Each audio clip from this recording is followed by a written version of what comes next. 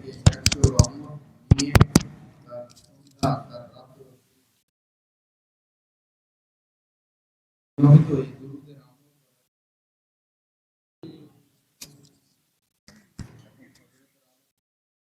খুব ধ্যানের সাথে দিলের কান দিয়ে আমরা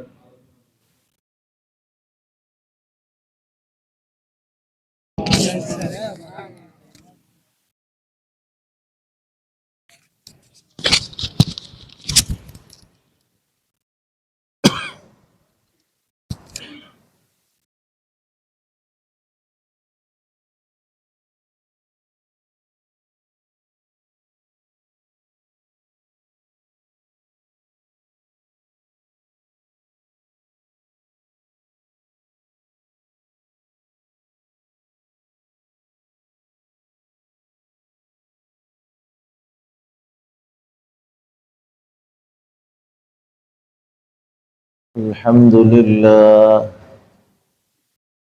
نحمده ونستعينه ونستغفره ونؤمن به ونتوكل عليه ونعوذ بالله من شرور أنفسنا ومن سيئات أعمالنا من يهده الله فلا مضل له ومن يضلله فلا هادي له وأشهد أن لا إله إلا الله وحده لا شريك له وأشهد أن سيدنا وسندنا وحبيبنا ومولانا محمدا عبده ورسوله صلى الله تبارك وتعالى عليه وعلى آله وأصحابه وبارك وسلم تسليما كثيرا أما بعد فأعوذ بالله من الشيطان الرجيم بسم الله الرحمن الرحيم ورضوان من الله أكبر وقال رسول الله صلى الله عليه وسلم اللهم إني أسألك رضاك والجنة وأعوذ بك من سخطك والنار صدق الله مولانا العظيم وصدق رسوله النبي الكريم ونحن على ذلك لمن الشاهدين والشاكرين والحمد لله رب العالمين سبحانك لا علم لنا إلا ما علمتنا فعلمنا ما ينفعنا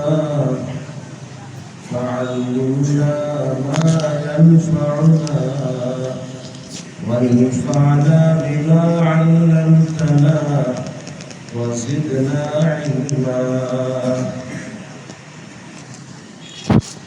الحمد لله الله تعالى लाख करोड़ शुक्र कि अल्लाह ताला खास फजल और करम मेहरबानी के আজকের এই দিন মুবারক মাহফিলে আল্লাহ আমাদের শরীক হওয়ার তৌফিক দান করেছেন তার শুকর আদায় করছি আলহামদুলিল্লাহ। আমার প্রিয় ভাইরা, মানুষ কোনো নিয়ামত পেয়ে যখন আল্লাহর শুকর আদায় করে তো কোরআনে কারীমের ওয়াদা আল্লাহ তার নিয়ামত বাড়িয়ে দেন। সুবহানাল্লাহ। দুনিয়াবি নিয়ামত পেয়েও শুকর আদায় করে তো আল্লাহ তার দুনিয়াবি নিয়ামত বাড়িয়ে দেন। আখিরাতের কোন নিয়ামত পেয়ে শুকর আদায় করে তো আল্লাহ তার আখিরাতের নিয়ামতও বাড়িয়ে দেন। কোন নেক পরিবেশে শরীক হতে পেরে শুকর আদায় করে তো আল্লাহ তাকে নেক পরিবেশে শরীক হওয়ার সুযোগ তৌফিকও বাড়িয়ে দেন। আর একজন মানুষ যখন বারবার নেক পরিবেশে আসতে থাকে তো আল্লাহ তার দিলের ভিতরে নেক পরিবেশের বুঝ দিতে থাকে। এরপরেও আসতে থাকে তো ওই বুঝ তার ভিতরে বাড়তে থাকে। বাড়তে বাড়তে একসময় আল্লাহর মেহেরবানিতে সে পুরা নেক পরিবেশের মানুষ হয়ে ওঠে। নেক পরিবেশের মানুষ হওয়ার পরেও নেক পরিবেশে লেগে থাকে তো আল্লাহ তাকে শুধু নেক পরিবেশের মানুষই বানান না, বরং আল্লাহ তাকে নেক পরিবেশের চুম্বক বানিয়ে দেন। যেমন লোহা অনেক সময় চুম্বকের সাথে লেগে থাকে তো লোহার ভিতরেও চুম্বক ভাব এসে পড়ে। হয়তো একটা সময় ছিল যখন সে নিজেই পথ হারা, কিন্তু আজ আল্লাহর মেহেরবানিতে সে শুধু জান্নাতি পথের পথিকই হয় না, বরং আল্লাহ তাকে জান্নাতি পথের মাইল ফলক বানিয়ে দেন।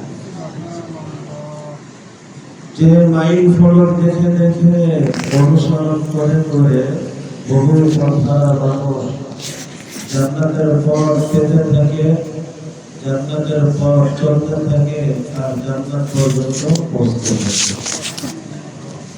আল্লাহ আমাদের সকলকে নেক পরিবেশের চুম্বক হিসেবে কবুল করেন। আল্লাহ আমাদের সকলকে জান্নাতি পথের মাইল ফলক হিসেবে কবুল করেন। হে আমার প্রিয় ভাইরা, শুকর গুজার দিল, শুকর গুজার জবান, শুকর গুজার জীবন আল্লাহর কাছে বড় প্রিয়, বড় পছন্দের, অসম্ভব প্রিয়, অসম্ভব পছন্দ। যে দিলে সর্ব অবস্থায় কৃতজ্ঞতা, সে ভালো অবস্থাতে থাকে তখনও সে শুকর আদায় করে। হঠাৎ কখনো কোনো পরিস্থিতির ভিতরে পড়ে তখনও সে শুকর আদায় করে।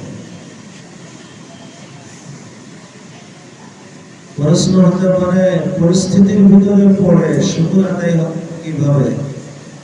শুকর আদায় হয় তো নিয়ামত পেয়ে, পরিস্থিতির মধ্যে পড়ে শুকর আদায় করবে কেমনে? হে আমার প্রিয় ভাইরা, পরিস্থিতির ভিতরে পড়েও শুকর আদায়ের অনেক দিক আছে। যেমন আমি পরিস্থিতিতে পড়ছি সত্য, কিন্তু পরিস্থিতি এর থেকেও ভয়াবহ হওয়ার আশঙ্কা তো ছিল। আল্লাহ আমাকে অল্প পরিস্থিতির ভিতর দিয়ে পার করছেন, এর জন্য শুকর আলহামদুলিল্লাহ। 2 নম্বর, মানুষ যখন পরিস্থিতির ভিতরে, বাস্তবতা হলো সে যেমন পরিস্থিতির ভিতরে থাকাটাও বাস্তব, ওই মুহূর্তে সে বহু নিয়ামতের ভিতরে এটাও বাস্তব। যে মুহূর্তে আমি কোন পরিস্থিতির ভিতরে, পরিস্থিতিটাও যেমন বাস্তব, আমি ওই মুহূর্তেও বহু নিয়ামতের ভিতরে আছি, এটাও বাস্তব। বরং পরিস্থিতি হয়তো একটা দুইটা, হাতে গোনা কয়েকটা, কিন্তু ওই মুহূর্তেও আমি আল্লাহর পক্ষ থেকে যে নিয়ামত সমূহ ভোগ করতেছি, সেই নিয়ামত সমূহ একটা না, দুইটা না, দশজনটা না, শত শত না, হাজার হাজারটা না, অসংখ্য অগণিত। পরিস্থিতি হয়তো একটা দুইটা তিনটা, হাতে গোনা কয়েকটা, কিন্তু ওই পরিস্থিতির সময় আমি আল্লাহর থেকে পাওয়া নেয়ামত এত এত নেয়ামত, যে নেয়ামত আমি গুনতে চাইলে শেষ করতে পারবো না। কারণ আমি যখন পরিস্থিতিতে ওই মুহূর্তেও আল্লাহ আমাকেও লক্ষ্য করে বলতেছেন, ওয়াইন তাউদ্দু নি'মাতাল্লাহি লা তুহসুহা। এখন তুমি আল্লাহর যে যে নিয়ামতের মধ্যে আছো, তুমি যদি গুনতে থাকো তো গুনে শেষ করে পারবে না। মনে করেন আজকে একটা পরিস্থিতি হলো, হঠাৎ আমার দাঁতটা যন্ত্রণা করছে। দাঁতের যন্ত্রণাটা যেমন বাস্তব, এই সময় মনে করেন যদি চোখটাও যন্ত্রণা করতো, মাথাটাও যদি যন্ত্রণা শুরু হতো, হাত পাও যদি যন্ত্রণা শুরু হয়, হাড়ে যন্ত্রণা শুরু হয়, পেটে যন্ত্রণা শুরু হয়,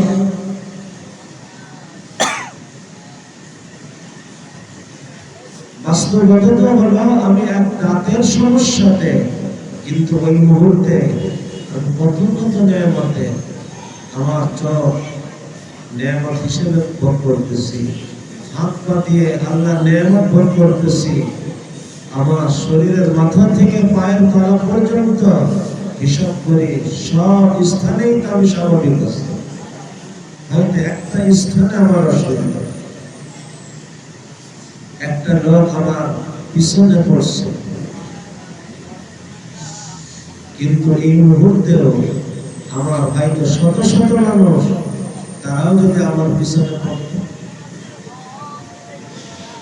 সন্তান এখন কথা শুনছে না, একটা সন্তান আমাকে কষ্ট দিতেছে, কিন্তু ওই সময় আমি বাকি সন্তান দ্বারা উপকৃত, স্ত্রী দ্বারা উপকৃত, ভাই বোন দ্বারা উপকৃত, প্রতিবেশী দ্বারা উপকৃত, বন্ধু বান্ধব দ্বারা উপকৃত, বহু শুভাকাঙ্ক্ষী দ্বারা উপকৃত।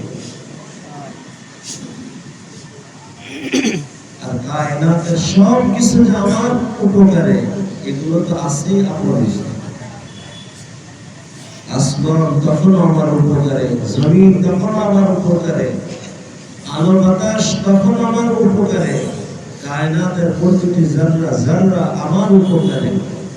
হে আমার প্রিয় ভাইরা, একটা দুইটা হাতে গোনা দুই চারটে পরিস্থিতিকে আমি বড় করে দেখলাম, আর ওই মুহূর্তেও যে আমার পরে হাজার হাজার না অসংখ্য অগণিত নেয়ামত আল্লাহর পক্ষ থেকে আমি এটাকে ভুলেই গেলাম, এই কি কোনো কৃতজ্ঞতার কথা হল?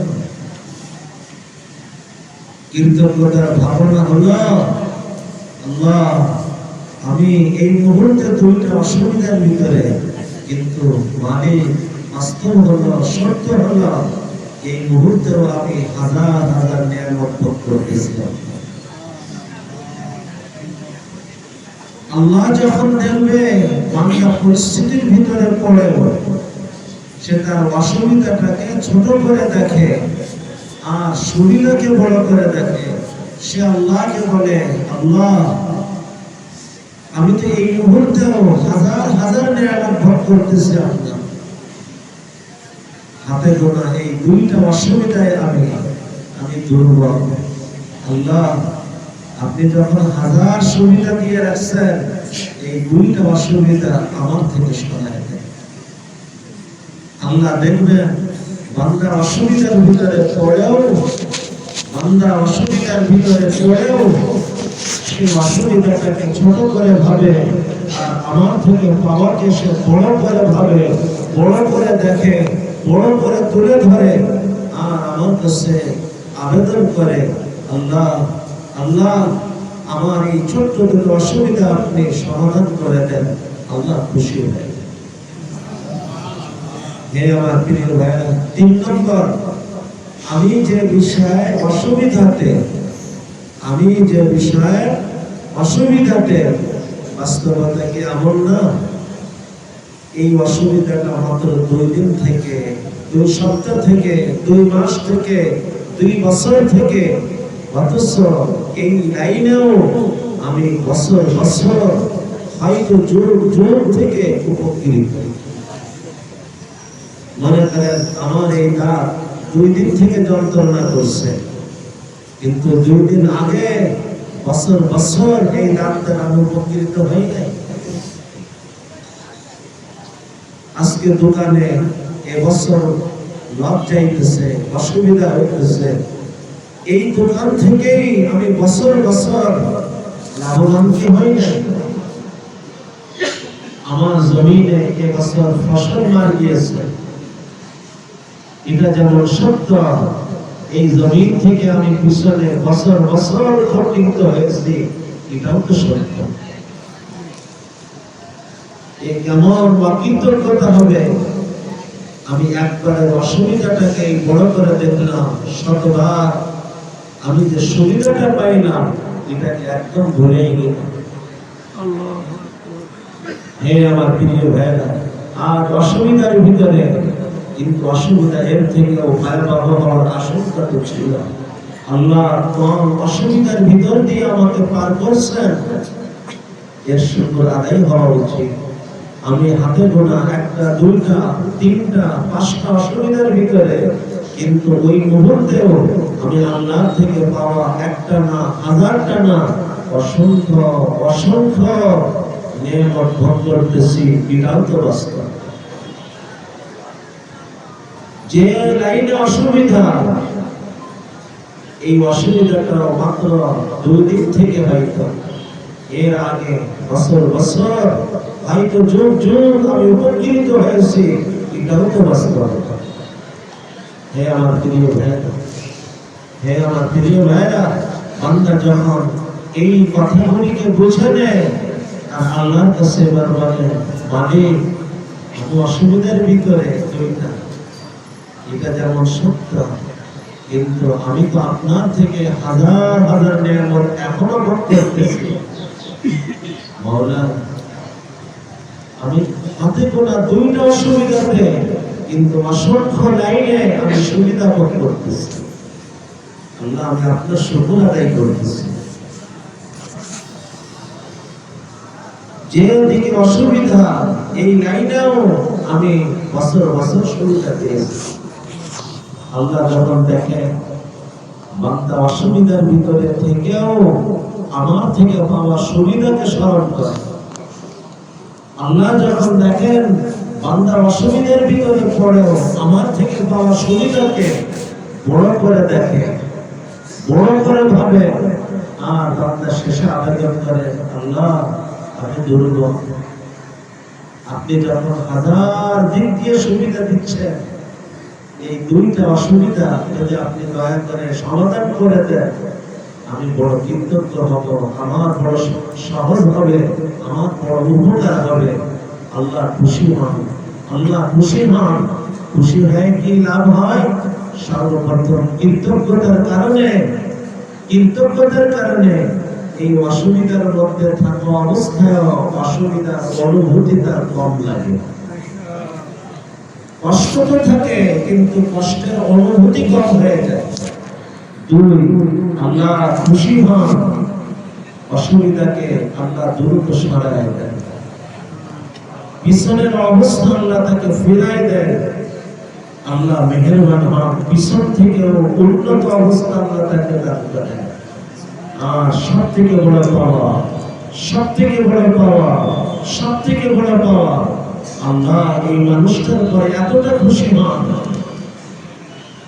যে তার পুরস্কার আখিরাতে শুধু জান্নাতি জীবন উপহার দেওয়া না, জান্নাত উদ্বোধনের মেহমান হিসেবে আল্লাহ তাকে গ্রহণ করেছে।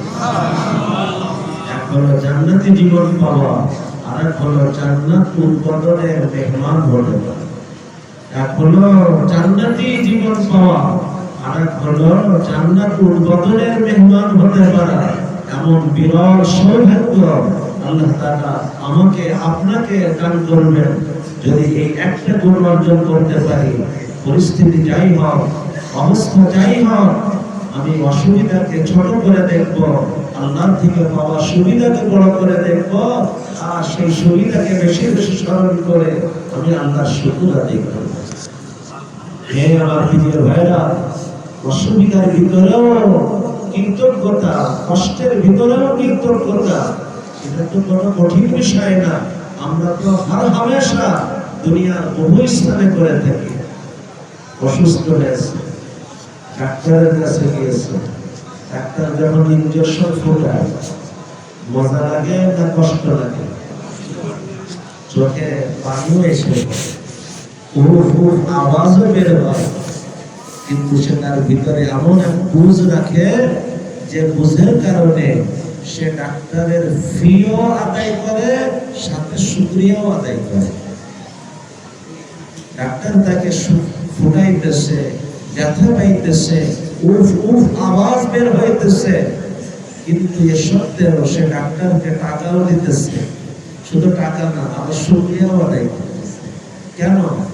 কারণ সে জানে ডাক্তার আমাকে কষ্ট দিতেছে, ডাক্তারের লাভে না, আমাকে সুস্থ করার লাভে।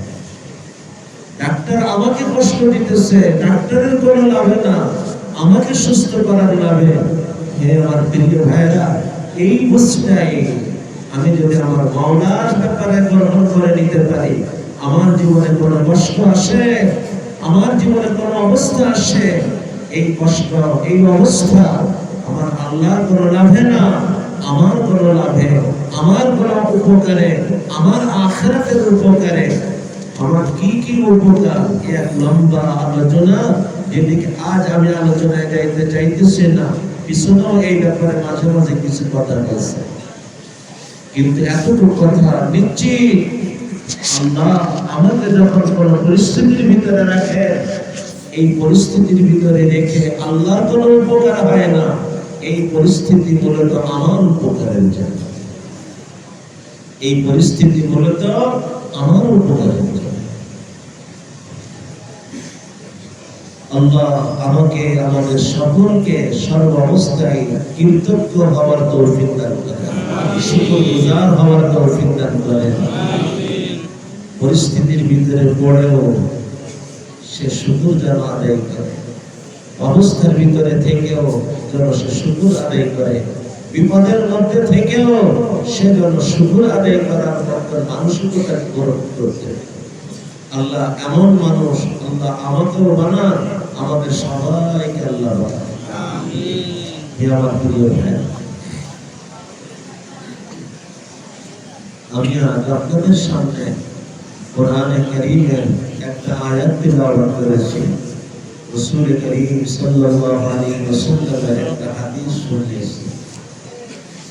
এই তিলাওয়াতকৃত আয়াত এবং হাদিস বেশ কিছুদিন থেকে আমার যেখানেই যাওয়া হইতেছে আলোচনা এই বিষয়ে করা হইতেছে। আলোচনা অধিকাংশ অংশ হয়তো আপনাদের কানে ইতিপূর্বে আমার থেকে পৌঁছছে, কিন্তু বিষয়ের অসম্ভব গুরুত্বের কারণে আমি কথাটাকে আবার দোহরাইতে চাইতেছি। কারণ যখন কোন কথা বারবার সামনে আসে, তো দিলের মধ্যে ওই কথা বসতে, আর কথাগুলি যদি দিলের মধ্যে বসে যায়, জীবনে এসে যায়, তাহলে আলোচনা সার্থক। আল্লাহর কথাগুলি আমাকে, আমাদের সবাইকে আমলে আনা করবে।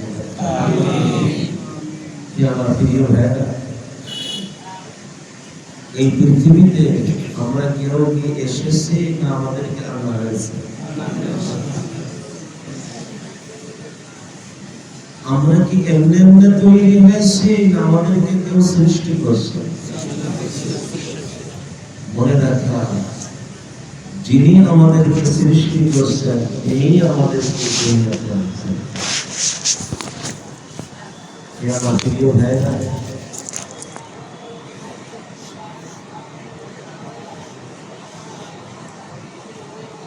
যদি দুনিয়াতে আসা হতো তাহলে নিজের মন মতো চলার সুযোগ হতো। আমি আসছি, যেমন মন চাই চলব, কিন্তু যখন আমি আসি নাই, আমাকে আনা হয়েছে, তো আমার নিজের মন মতো চলার কোনো সুযোগ আমার নেই। যিনি আমাকে আনছেন তার চাওয়াতেই আমাকে চলতে হবে। আনছেন কে? আল্লাহ চাহি জীবন, রব চাহি জীবন আমাকে গ্রহণ করতে।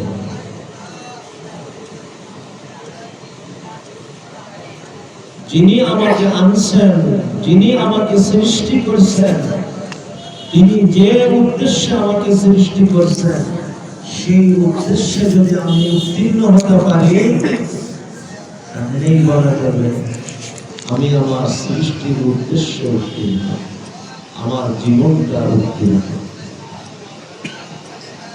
আর যিনি আমাকে সৃষ্টি করছেন, যিনি আমাকে আনছেন, যে উদ্দেশ্যে আনছেন, যে উদ্দেশ্যে সৃষ্টি করছেন, সেই উদ্দেশ্যে যদি আমি উত্তীর্ণ না হতে পারি, তাহলে বলতে হবে আমি ব্যর্থ, আমি ব্যর্থ। হাজার লাইনে সফল হলেও আমি ব্যর্থ, কারণ আমি আমার সৃষ্টির উদ্দেশ্যে ব্যর্থ।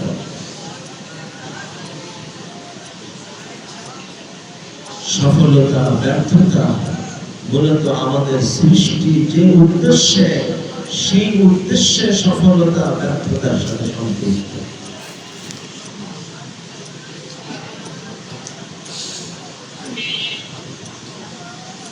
আল্লাহ আমাদেরকে কেন সৃষ্টি করছেন? যিনি সৃষ্টি করছেন সরাসরি তার থেকে শুনি। কোরআনের মধ্যে আল্লাহ তাআলা বলতেছেন আমাদের সৃষ্টির উদ্দেশ্য ওয়া খালাকতুল জিন্না ওয়াল ইনসা ইল্লা লিয়াবুদুন। সৃষ্টির উদ্দেশ্য হলো তুমি যেন আল্লাহর পরিচয় পাও। কে তোমার স্রষ্টা, কে তোমার মালিক, কে তোমার খালিক, কে তোমার রব, কে তোমার সব হওয়া, তাকে চেনো, তাকে জানো। তিনি তোমার থেকে কি চান এটাকে বোঝো। আর এই সব কিছুর ভিতর দিয়ে উদ্দেশ্য আর সন্তুষ্টি অর্জন। এই সংক্ষেপ কথা, এই জীবনের একমাত্র উদ্দেশ্য জীবন যিনি দিয়েছেন তার সন্তুষ্টি অর্জন। যে মালিকের সন্তুষ্টি অর্জনে উত্তীর্ণ, এই মানুষটার জীবন উত্তীর্ণ। যে মালিকের সন্তুষ্টি অর্জনে ব্যর্থ, এই মানুষটা আসল ব্যর্থ। আমার খুব মনে পড়ছে সদস্য হুজুর রহমতুল্লাহ ওই ঐতিহাসিক কথা। তুমি পৃথিবীর সব কিছু পেয়েছ, কিন্তু আল্লাহকে পাও না। তুমি কিচ্ছু পাও। আর তুমি পৃথিবীর কিচ্ছু পাও নাই, কিন্তু আল্লাহকে পেয়েছ। তুমি কোনো আফসোস রেখো না, কারণ তুমি সেরাটা পেয়েছ, তুমি সব পেয়েছ। মনে করেন একজন মানুষ এমপি হতে পারে না, চেয়ারম্যান হতে পারে না, এমনকি দেখা গেল মেম্বারও হতে পারে না। হঠাৎ আল্লাহ তাকে সুযোগ করে দিচ্ছেন, সে মন্ত্রী হয়ে গেছে। এই মানুষটা মেম্বার হতে না পারার আফসোস যদি দিলে রাখে, এটা কি বুদ্ধিমত্তার কথা হবে না বুদ্ধিতার কথা হবে? আল্লাহ তোমাকে মন্ত্রী করছেন, আর তুমি মেম্বার হতে না পারার আফসোস দিলের মধ্যে রাখছো। তুমি পুরো কায়নাতের খালিক আর মালিককে পেয়ে গিয়েছো, অন্য কিছু না পাওয়ার আফসোস তোমার ভিতরে। যে আল্লাহকে পেয়েছে সে তো সব কিছু পেয়েছে। মনে রূপ আজীব এক ঘটনা শুনিয়েছেন, একটা কাল্পনিক গল্প, কিন্তু যা বোঝানোর উদ্দেশ্য তা শতভাগ বাস্তব। বাদশাহ হারুন আর রশিদ রহমতুল্লাহ আলাইহি অর্ধ জাহানের বাদশাহ ছিলেন। উনি ওনার এক গোলাম বলেন বা বাদী বলেন অসংখ্য ভালোবাসতেন। বিষয়টা তার মন্ত্রীরা আর ঘরের স্ত্রী পর্যন্ত তাকে নিয়ে ঈর্ষা করত। যে এই বাদীর ভিতরে বাদশাহ কি পেয়েছে যে তাকে এতটা মূল্যায়ন করে। এই আওয়াজ সমালোচনা বাদশার কানে উপস্থিত। বাদশাহ একদিন তাদেরকে বোঝানোর জন্য সবাইকে শাহী দরবারে ডাকছে। আনন্দময় এক পরিবেশে হঠাৎ করে ঘোষণা করে উঠছে, আমার আজ খুব ভালো লাগছে, আমার মন চাইতেছে তোমাদেরকে পুরস্কৃত করতে। তো দেখো, আমার এই শাহী দরবার যার যেটার পরে পছন্দ চোখ পড়বে আর হাত রাখবে সেটা তার হয়ে যাবে। জাহানের বাদশাহ তার শাহী দরবারে কত কত দামি জিনিস থাকতে পারে বলেন। এই আওয়াজ কানে পড়ার সাথেই সবাই চারিদিকে চোখ দিয়ে যার নজর যেদিকে পছন্দের পড়লো ছুটে দিয়ে সে ওইটার পরে হাতে, এটা পরে এ হাতে, ওটার পরে ও হাতে।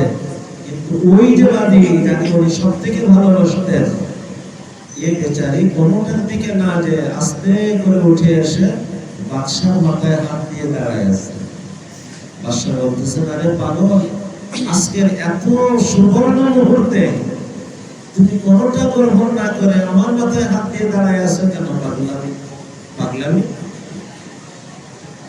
তখন ওই বাদী যে উত্তর দিয়েছিল, স্বর্ণের অক্ষরে লিখে রাখার মতো। স্বর্ণের অক্ষরে লিখে কি করবেন বলেন? দিলের মধ্যে খোদাই করে রাখার মতো।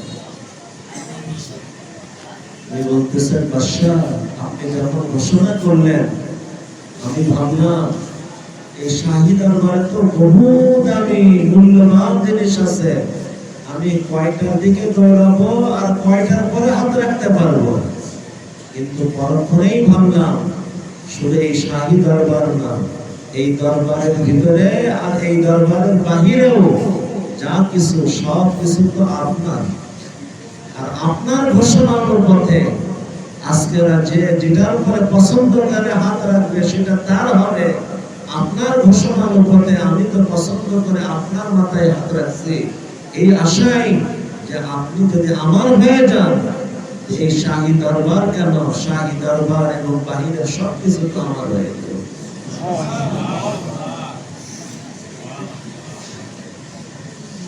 বলে এই একটা গল্প, হয়তো কাল্পনিক গল্প, এটাকে শরীয়ত আমাদেরকে কি বুঝাইতে চেয়েছে?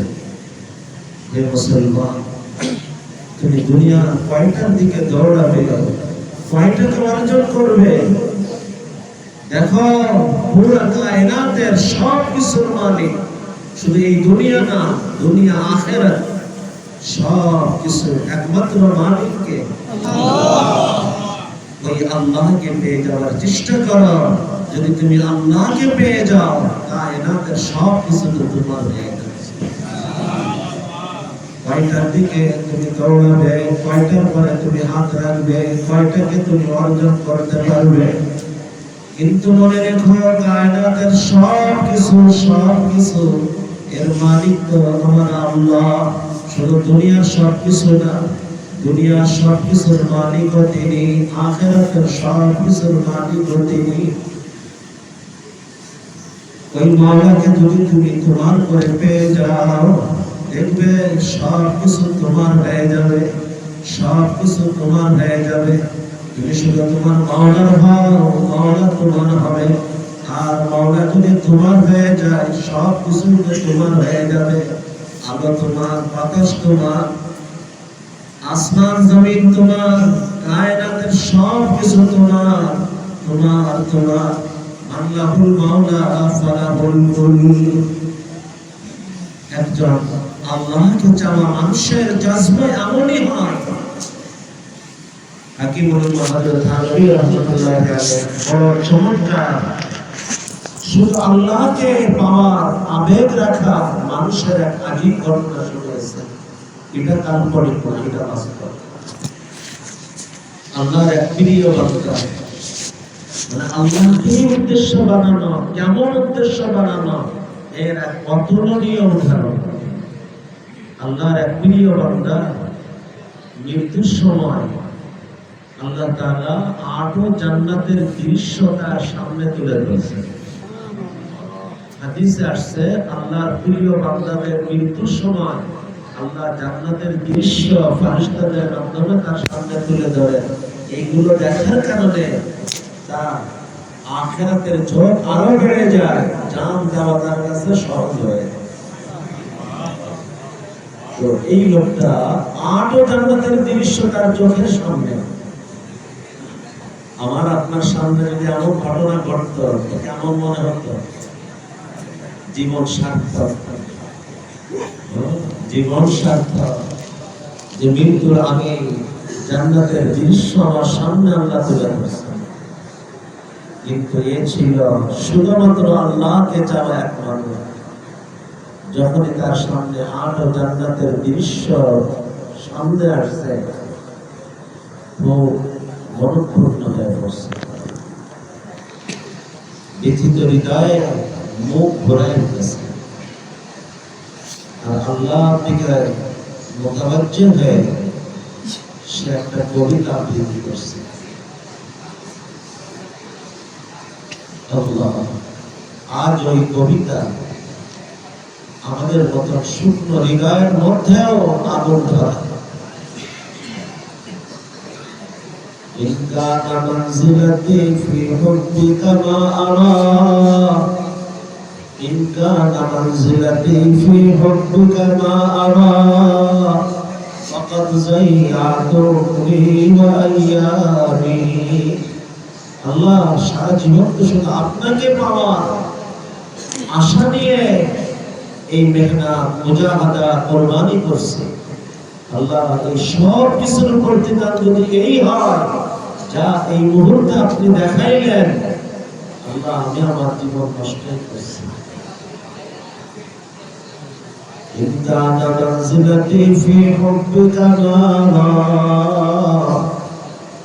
মাওলা, সারা জীবন আপনাকে ডেকে নামাজ পড়ে তেলাওয়াত করে জিকির করে দোয়া কান্নাকাটি করে মানুষের উপকারে এসে দ্বীনের কাজ করে, তার প্রতিদান যদি এই হয় যা এই মুহূর্তে আমি দেখলাম, فقد ضيعت عمري وأيامي আল্লাহ, আমি আমার জীবনটাই লস করছি।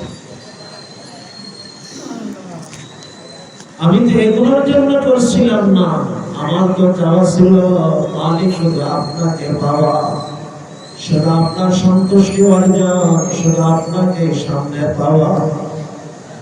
এই আবেগ ভরে কথা যখন সে পেশ করছে, সাথে সাথে ওই আট জান্নাতের দৃশ্য হালাল হয়ে গেছে আর মৌলে পাকের নূরের তাজাল্লি সামনে পড়তে গেছে। জান দেনে ওয়ালাকে জান দিয়ে দিয়েছে।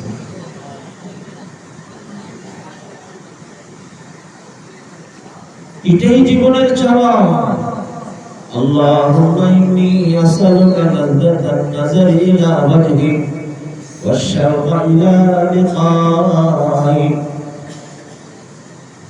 লা আতলুবু ইল্লা রিযাআকুম ওয়া লা উরিদু ইল্লা লিকাআকুম লা লাযযাতা ফি গায়রি রিযাই ওয়া লিকাইকুম ওয়া লা বুররা ইল্লা বিআদামিহি। আল্লাহ, আপনার সাক্ষাৎ আর আপনার সন্তুষ্টি, এই আমার জীবনের চাওয়া পাওয়া। আমি তো অপেক্ষায় ওই দিন কখন আসবে যেদিন এক পাশে এই জট হবে আর এক পাশে আমার আল্লাহ হবে। ওই দিন আসবে আমাদের সবার, আল্লাহ কবুল করেন। যেদিন আমার মালিক সামনে হবে আর জট মালিককে দেখবে। কোরআন বলে ওজুহু ইয়াওমাইদিন নাযিরা ইলা রাব্বিহা নাযিরা। আল্লাহকে দেখবে জান্নাতি, কত জান্নাতি, এই অসংখ্য জান্নাতি ভিড়ে আল্লাহকে মন ভরে কি দেখা যাবে? এই কষ্ট আল্লাহ থেকে বেশি কে বোঝে? নবীজির জবানে মুবারকে আল্লাহ আমাদেরকে জানাই দিয়েছেন, কাল ওই মুহূর্ত আসবে যখন তোমরা তোমাদের মাওলাকে দেখবে, যেমন আকাশে পূর্ণিমার চাঁদ দেখে, সারা দুনিয়া দেখে, দেখতে কোনো ভিড় লাগে, কষ্ট হয়, আল্লাহকে দেখবে ওই পূর্ণিমার চাঁদের মতন মন ভরে দেখবে, চোখ ভরে দেখবে। ইন্নাকুম সাতারাউনা রাব্বাকুম কামা তারাউনা হাযাল কমর লা তুযাম্মুনা ফী রু'য়াতিহি। ইন্নাকুম সাতারাউনা রাব্বাকুম কামা তারাউনা হাযাল কমর লা তুযাম্মুনা ফী রু'য়াতিহি লা তুযাম্মুনা ফী রু'য়াতিহি। আসল লিকা, আসল সাক্ষাৎ ওটা তো আগামীতে হবে, আখিরাতে। আল্লাহ ওই দিদারে আমাদের সবাইকে কবুল করে। কিন্তু আজ যখন বান্দা উঠতে বসতে চলতে ফিরতে সবসময় আল্লাহকে স্মরণ করে, আল্লাহকে ধ্যানের ভিতরে আনার চেষ্টা করে, তো বান্দার ভিতরে আল্লাহকে সে দুনিয়ায় তো দেখতে পারে না, কিন্তু আল্লাহকে অনুভব করতে পারে। হৃদয় আল্লাহ তাকে দান করে, আল্লাহকে অনুভব করতে পারা এক হৃদয় আল্লাহ তাকে দান করে। যে কথা হাদিসের ভিতরে, হাদিসে জিবরিলের মধ্যে আসছে, আনতা আবুদুল্লাহ কাআন্নাকা তারাহ। হালাতে ইহসান হলো তুমি আল্লাহকে, আল্লাহর ইবাদত বন্দেগী এমন এক মন নিয়ে করবে কেমন যেন তুমি আল্লাহকে অনুভব করতেছ, আল্লাহকে যেন কেমন করে দেখতেছ। আল্লাহকে তো আর দেখার সুযোগ নাই এখন, কেমন যেন দেখতেছ। দুনিয়াতে এই অবস্থা আনার জন্য নবীজি বলতেছেন যখন, এর মানে এই অবস্থা আনার যোগ্যতা আল্লাহ মানুষকে দিয়েছেন। এই যোগ্যতা আল্লাহ সবাইকে দিয়েছেন। এখন এই যোগ্যতার বিকাশ ঘটানোর দরকার, এই প্রতিভার বিকাশ ঘটানোর দরকার। শুধু কি হাদিসে জিবরিল দৈনিক আমরা যে সূরা ফাতিহা পড়ি না, প্রত্যেক নামাজে প্রত্যেক রাকাতে সূরা ফাতিহা বর্ণনা ভঙ্গিমা একটু খেয়াল করেন, উপস্থাপনা একটু খেয়াল করেন। আলহামদুলিল্লাহি রাব্বিল আলামিন আর রহমানির রহিম মালিকি ইয়াউমিদ্দিন, এই পর্যন্ত বুঝেন। সমস্ত প্রশংসা ওই আল্লাহ।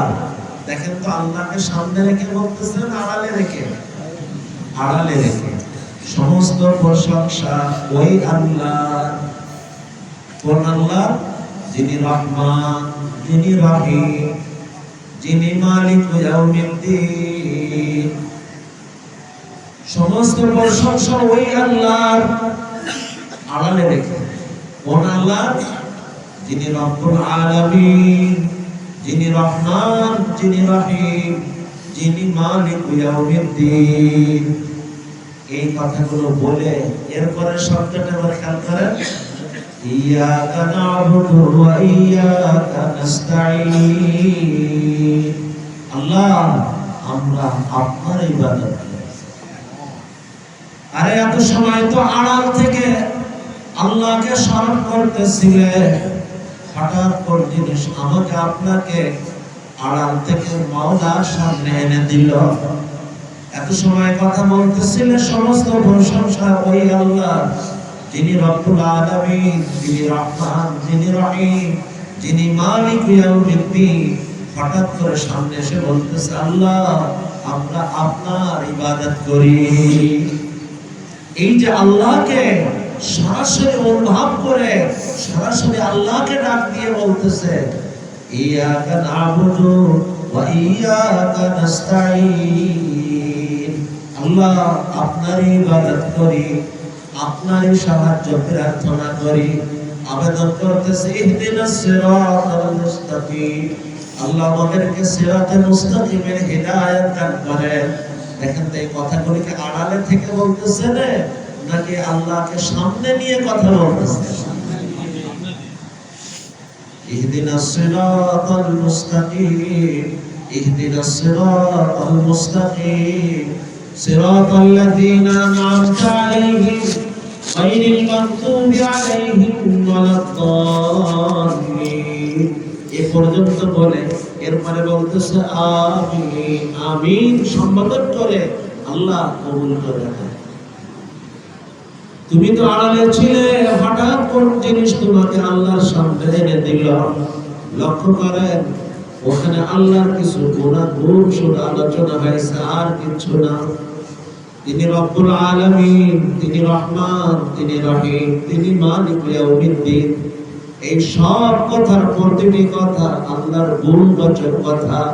বোঝা গেল কেউ যদি আল্লাহর গুণাগুণ নিয়ে ভাবে, আল্লাহর গুণাগুণকে নিয়ে ভাবার মতন ভাবতে পারে, আল্লাহর গুণাগুণকে জবানে নেওয়ার মতন নিতে পারে, দিল থেকে নিতে পারে, এই গুণাগুণের চেতনাকে অন্তরে উপলব্ধি করে করে যদি জবানে উচ্চারণ করতে পারে, শব্দের চেতনাকে ধারণ করে আল্লাহর গুণবাচক নামকে উচ্চারণ করতে পারে, আল্লাহর পরিচয় তার সামনে বাড়তে বাড়তে আল্লাহ তার ভিতরে আল্লাহকে অনুভব করতে পারে, এক হৃদয় তার কাজ করে দেয়। সারা জীবন আলহামদুলিল্লাহি রাব্বিল আলামিন তো পড়লাম, আর রহমানির রহিম পড়লাম, মালিক ইয়াউমিদ্দিন পড়লাম, ইয়াকা নাবুদু ওয়া ইয়াকা নাস্তাঈন পড়তেছি। কিন্তু আমি যে আড়াল থেকে মাওলার সামনে এসে মাওলাকে অনুভব করে, মাওলাকে সরাসরি ডাক দিয়ে মাওলার সাথে আমি যে কথা বলতেছি, এই অনুভূতি কোনোদিন আমি উপলব্ধি করতে পারলাম না। কেন? আয়াত তো পড়ি কিন্তু আয়াতের মর্মকে বুঝি না, আয়াত তো পড়ি অর্থ বুঝি কিন্তু তার চেতনাকে উপলব্ধি করতে পারি না, চেতনাকে জাগ্রত করে পড়তে পারি না। আমরা তো জিকির করে, জিকির মানে কি স্মরণ না? স্মরণের সময় স্মরণহীন হয়ে জিকির করি। যখন মানুষ স্মরণহীন অবস্থায় স্মরণ করে, এই স্মরণ কখনো আমাকে স্মরণের মানুষ বানাইতে পারে না। যদি কেউ স্মরণের সাথে জিকির করতে পারে, জিকির মানেই তো স্মরণ, স্মরণের সাথে জিকির করে, অর্থাৎ জিকিরের চেতনাকে উপলব্ধিতে এনে চেতনায় জাগ্রত হয়ে জিকির করে, এই জিকির তাকে আল্লাহর স্মরণের মানুষ বানিয়ে দেয়। আল্লাহকে অনুভব করা এক হৃদয় আল্লাহ তার সিনার ভিতরে দান করে।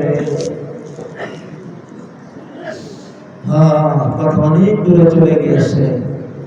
আমি আপনি দুনিয়ায় আসি না, আমাদেরকে আনা হয়েছে। যদি আশা হতো নিজের মন মতো চলার সুযোগ হতো, যখন আসি নাই নিজের মন মতো চলার কোন সুযোগ তো আমার নাই। যিনি আমাকে আনছেন আমাকে তার চাওয়াই করতে হবে। আনছেন কে? আল্লাহ চাহি জীবন আমাকে গ্রহণ করতে হবে, মন চাহি জীবন আমাকে ছাড়তে হবে। মন চাহি জীবন ছাড়ো, আল্লাহ চাহি জীবন, রব চাহি জীবন গ্রহণ করো। লাভ কি হবে? সারা জীবন মনের চাওয়াকে মিটিয়ে মিটিয়ে তুমি যখন আখিরাতে পৌঁছবে, সারা জীবন তুমি তোমার চাওয়াকে মিটিয়েছো না, আর আখিরাতে তুমি যা চাবে আল্লাহ তোমার সব চাওয়া পূরণ করবে। শুধু চাওয়া না, তোমার অন্তরে যা ভাবনাই আসবে আল্লাহ তোমার ভাবনাকে সামনে এনে হাজির করে দিবে। কোরআন বলে ওয়ালাকুম ফিহা মা তাশতাহি আনফুসুকুম ওয়ালাকুম ফিহা মা তাদউন ওয়ালাকুম ফিহা মা তাশতাহি আনফুসুকুম ওয়ালাকুম ফিহা মা তাদউন। তোমার চাইতে দেরি, মিলতে দেরি হবে না, আরে ভাবতে দেরি, হাজির হতে দেরি হবে। এমন এক জীবন আমাদের অপেক্ষা। আল্লাহ আমাদেরকে ওই জীবনে পুরস্কারে পুরস্কৃত হওয়ার তৌফিক দান করুন। আমিন। তো আলোচনা চলতেছিল আমি আসি নাই, আমাকে আনা হয়েছে। যিনি আমাকে আনছেন তার চাওয়াই যদি আমি চলতে পারি, তিনি যে উদ্দেশ্যে আমাকে আনছেন সেই উদ্দেশ্যে যদি আমি উত্তীর্ণ হতে পারি, তাহলে আমি সফল। আর ওই উদ্দেশ্যে যদি আমি ব্যর্থ হয়ে যাই, আমি আসল ব্যর্থ। সব লাইনে সফলতা থাকলেও আমি মনে করেন একজন মানুষ অর্থের লাইনে আগাইতে আগাইতে পৃথিবীর 1 নম্বর ধনী হয়ে গেল, ক্ষমতার লাইনে আগাইতে আগাইতে 1 নম্বর ক্ষমতাধর হয়ে গেল, সফলতার তালিকায় তার নাম বিশ্বব্যাপী সফল মানুষের তালিকার 1 নম্বরে এসে গেল। কিন্তু আল্লাহ যদি বলেন পছন্দ হলো না, আমি কি সফল না ব্যর্থ? 2 আনা না 10 আনা? 16 আনাই ব্যর্থ। আমার জীবনটাই ব্যর্থ।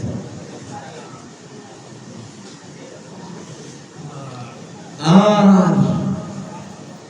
আমি সব অর্জনে ব্যর্থ হয়েছি, কিন্তু কোন কারণে আমার আল্লাহ আমার উপরে খুশি হয়ে গেলেন। আমি কি ব্যর্থ না সফল? ছোট্ট একটা গল্প মনে পড়ছে, আগেও শুনেছি। এক ছাত্র পরীক্ষা হলে বসতে, পরীক্ষা দিতে, হঠাৎ প্রশ্নের একটা অংশের উত্তর মনে পড়ছে না। প্রশ্নপত্র হাতে নিয়ে দুরূদ শরীফ পড়তেছে, যদি আল্লাহ মনে করায়। আল্লাহর কি কুদরত, বরং বলেন আল্লাহর কি পরীক্ষা। ওই অংশ নিয়ে পাশের এক ছাত্র ভাই তার সাথীকে জিজ্ঞাইতেছে, আর সে তাকে উত্তর দিতেছে। তাদের আওয়াজ এর কানের ভিতরে আসতেছে। এই জিজ্ঞানোর মধ্যেও না, উত্তর দেওয়ার মধ্যেও না, কিন্তু আওয়াজ কানে আসছে। পুরো বিষয় পরিষ্কার হয়ে গেছে। এখন উত্তর লিখতে যাবে, হঠাৎ মনের মধ্যে জেগে উঠছে, এই উত্তরটা আমার মনে ছিল না, আজকে মনে পড়ছে তাদের আলোচনার কারণে। তাদের এই জিজ্ঞাসা বা উত্তর দেওয়া, এটা কি ন্যায় না অন্যায়? এটা নকল না, এটা অপরাধ, এটা অন্যায়। আমার তো মনে ছিল না, তাদের নকলের কারণে আমার মনে পড়ছে, যদিও এই অন্যায় আমার কোনো অংশ নেই। এখন যদি আমি এই উত্তরটা লিখি, এটাও এক ধরনের নকল হয়ে যায় কিনা,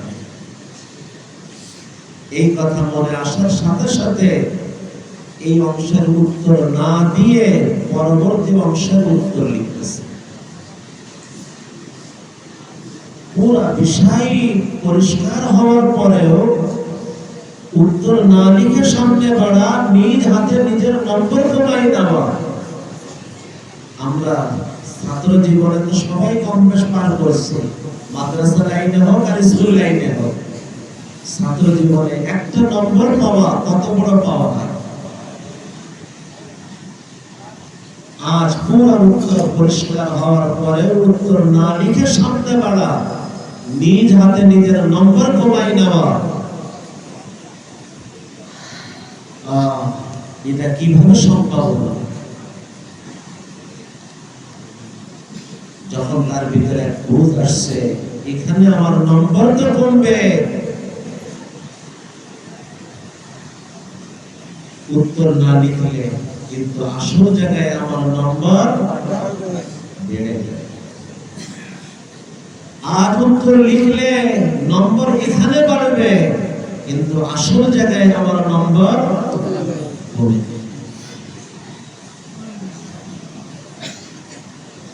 মনে করেন এই ছাত্রটা এই অংশের উত্তর না দেওয়ার কারণে যদি ফেল হয়ে যায়, সবাই তাকে ফেল ফেল বলে, কিন্তু আল্লাহ যদি একবার বলে ফেলেন, ওয়া ওয়া কি চমৎকার মানসিকতা তোমার, পুরো উত্তর মনে আসার পরেও শুধু আমাকে খুশি করতে, অন্যায় থেকে বাঁচতে, নিজ হাতে নিজের নম্বর কমায় তুমি ফেল হয়ে গিয়েছো। ওয়াহ ওয়াহ, কি চমৎকার জজবা তোমার! আমার বড় পছন্দ হয়েছে তোমার এই মন। বলেন, বাস্তবে এই ছেলেটা কি ফেল হয়েছে না পাস করে গেছে? শুধু কি পাস করছে না স্টার মার পেয়ে পাস করছে?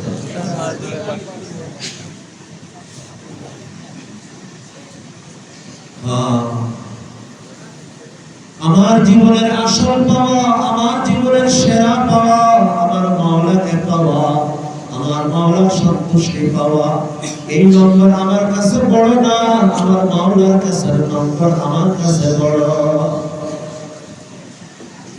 আচ্ছা, এই ছাত্রটা যদি এখানে ভাবতো, দেখেন তো এরকম ভাবার সুযোগ ছিল কিনা? আমি তো জিজ্ঞাসা নাই, উত্তর দিই নাই। অন্যায় তো আমি করি না, অন্যায় তারা করছে। আমি তো দুরূদ শরীফ পড়তেছিলাম, সেই দুরূদের বরকতে আল্লাহ আমাকে তাদের অপরাধের ভিতর দিয়ে হলেও আমাকে জানানোর ব্যবস্থা করে দিয়েছে। এই ভাবনা ভাবার সুযোগ ছিল না এই ছাত্রটা?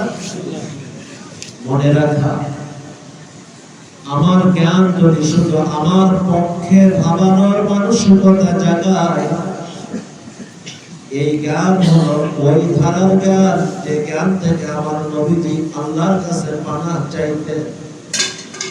আল্লাহুম্মা ইন্নী আউযু বিকা মিন ইলমিন লা ইয়ানফা।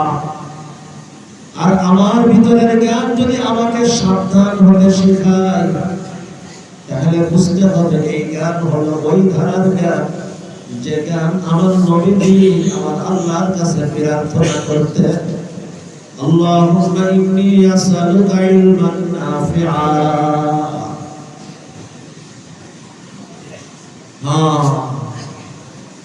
আমার জীবনের সেরা পাওয়া কাকে পাওয়া?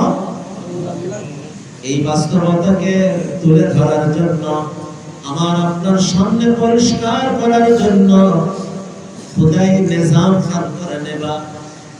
দৈনিক আযানের ভিতর দিয়ে কতবার আমার সামনে শব্দ আনা হইতেছে, আল্লাহু আকবার, আল্লাহু আকবার, আল্লাহু আকবার, আল্লাহু আকবার।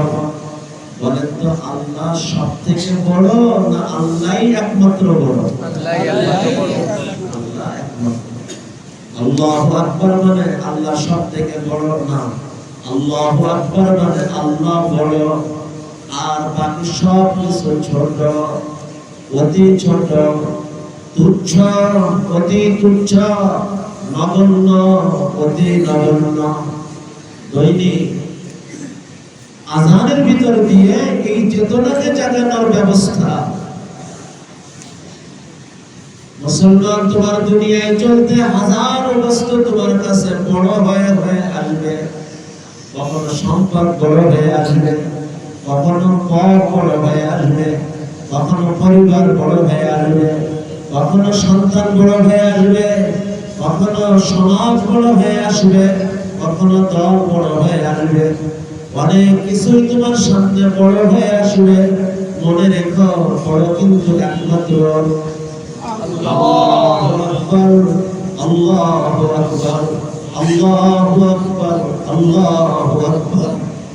শুধু কি আযানে, সে নামাজে আসে, ইকামতের মধ্যেও ওই আওয়াজ, আল্লাহু আকবার, আল্লাহু আকবার, আল্লাহু আকবার, আল্লাহু আকবার। শুধু কি এতটুকু? সে নামাজ শুরু করে, নামাজের ভিতরেও আল্লাহু আকবার, আল্লাহু আকবার, আল্লাহু আকবার, আল্লাহু আকবার।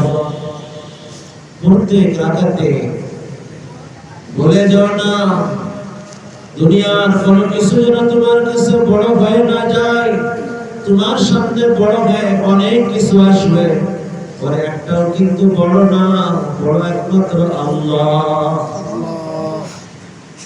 খোদাই ধারা, আরো পিছনে চলে যান। দুনিয়ায় যখন আমরা আসছি, ইসলামের বিধান, খোদাই নিজাম, আমাদের সামনে দেওয়া হয়েছে।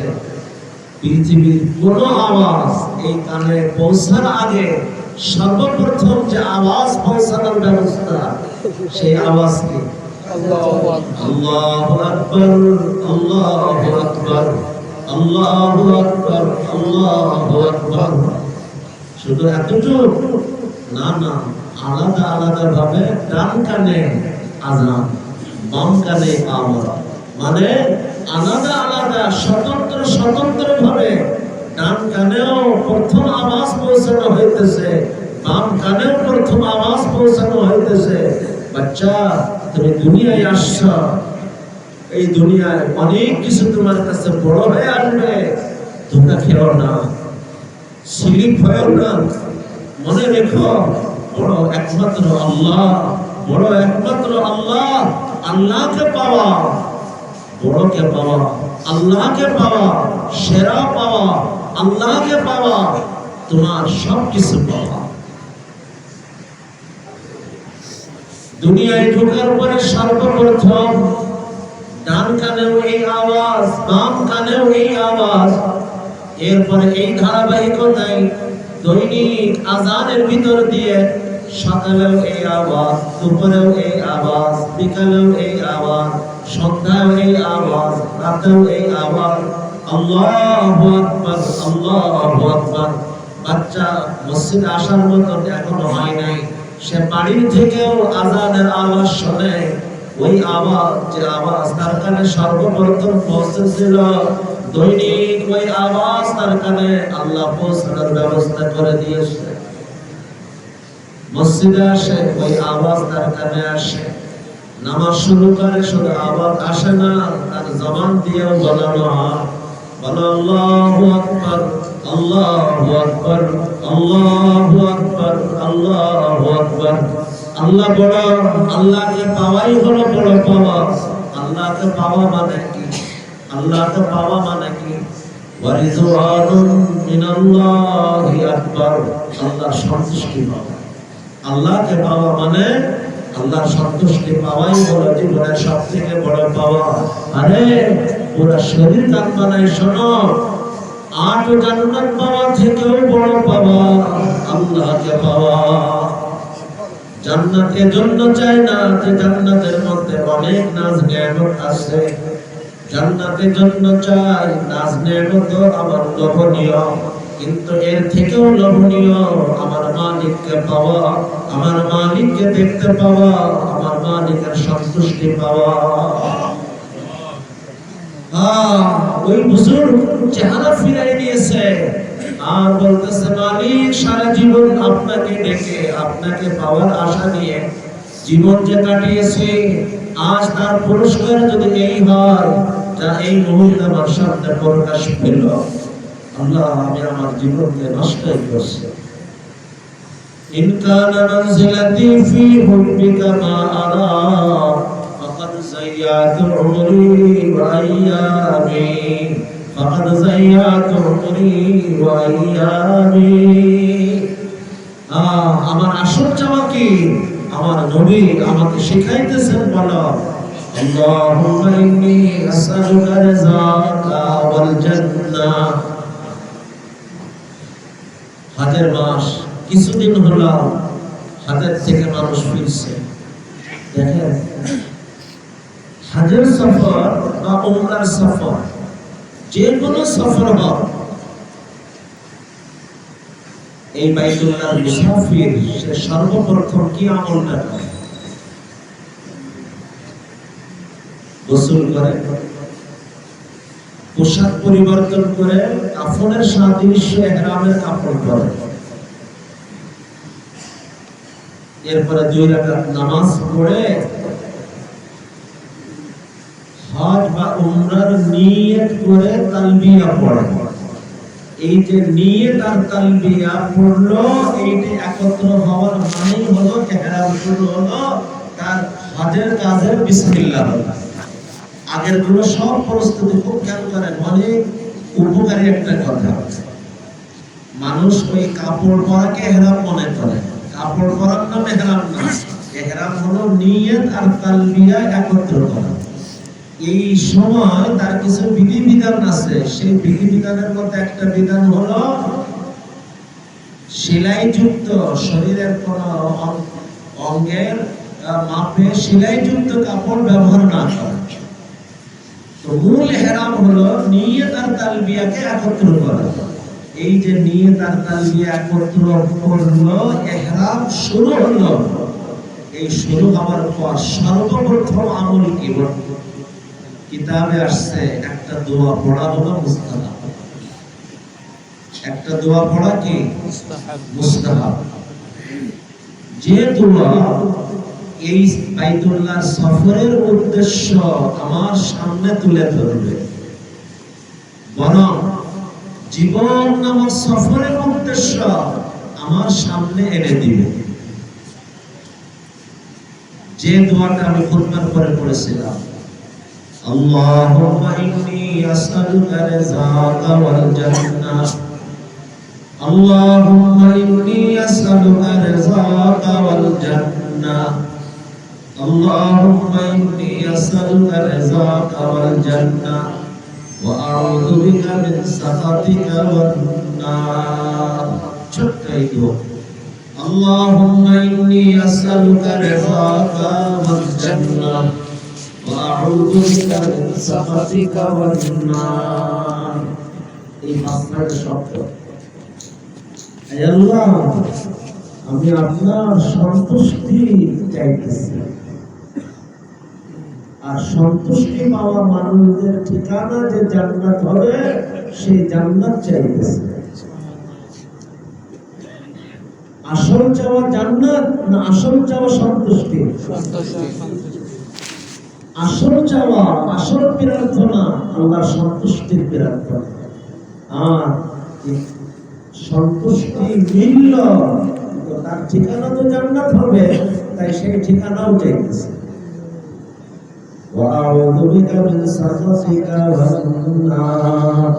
আল্লাহ আপনার অসন্তুষ্টি থেকে আর অসন্তুষ্টি পাওয়া মানুষদের ঠিকানা জাহান্নাম, সেই জাহান্নাম থেকে আপনার কাছে পানা চাইতেছে।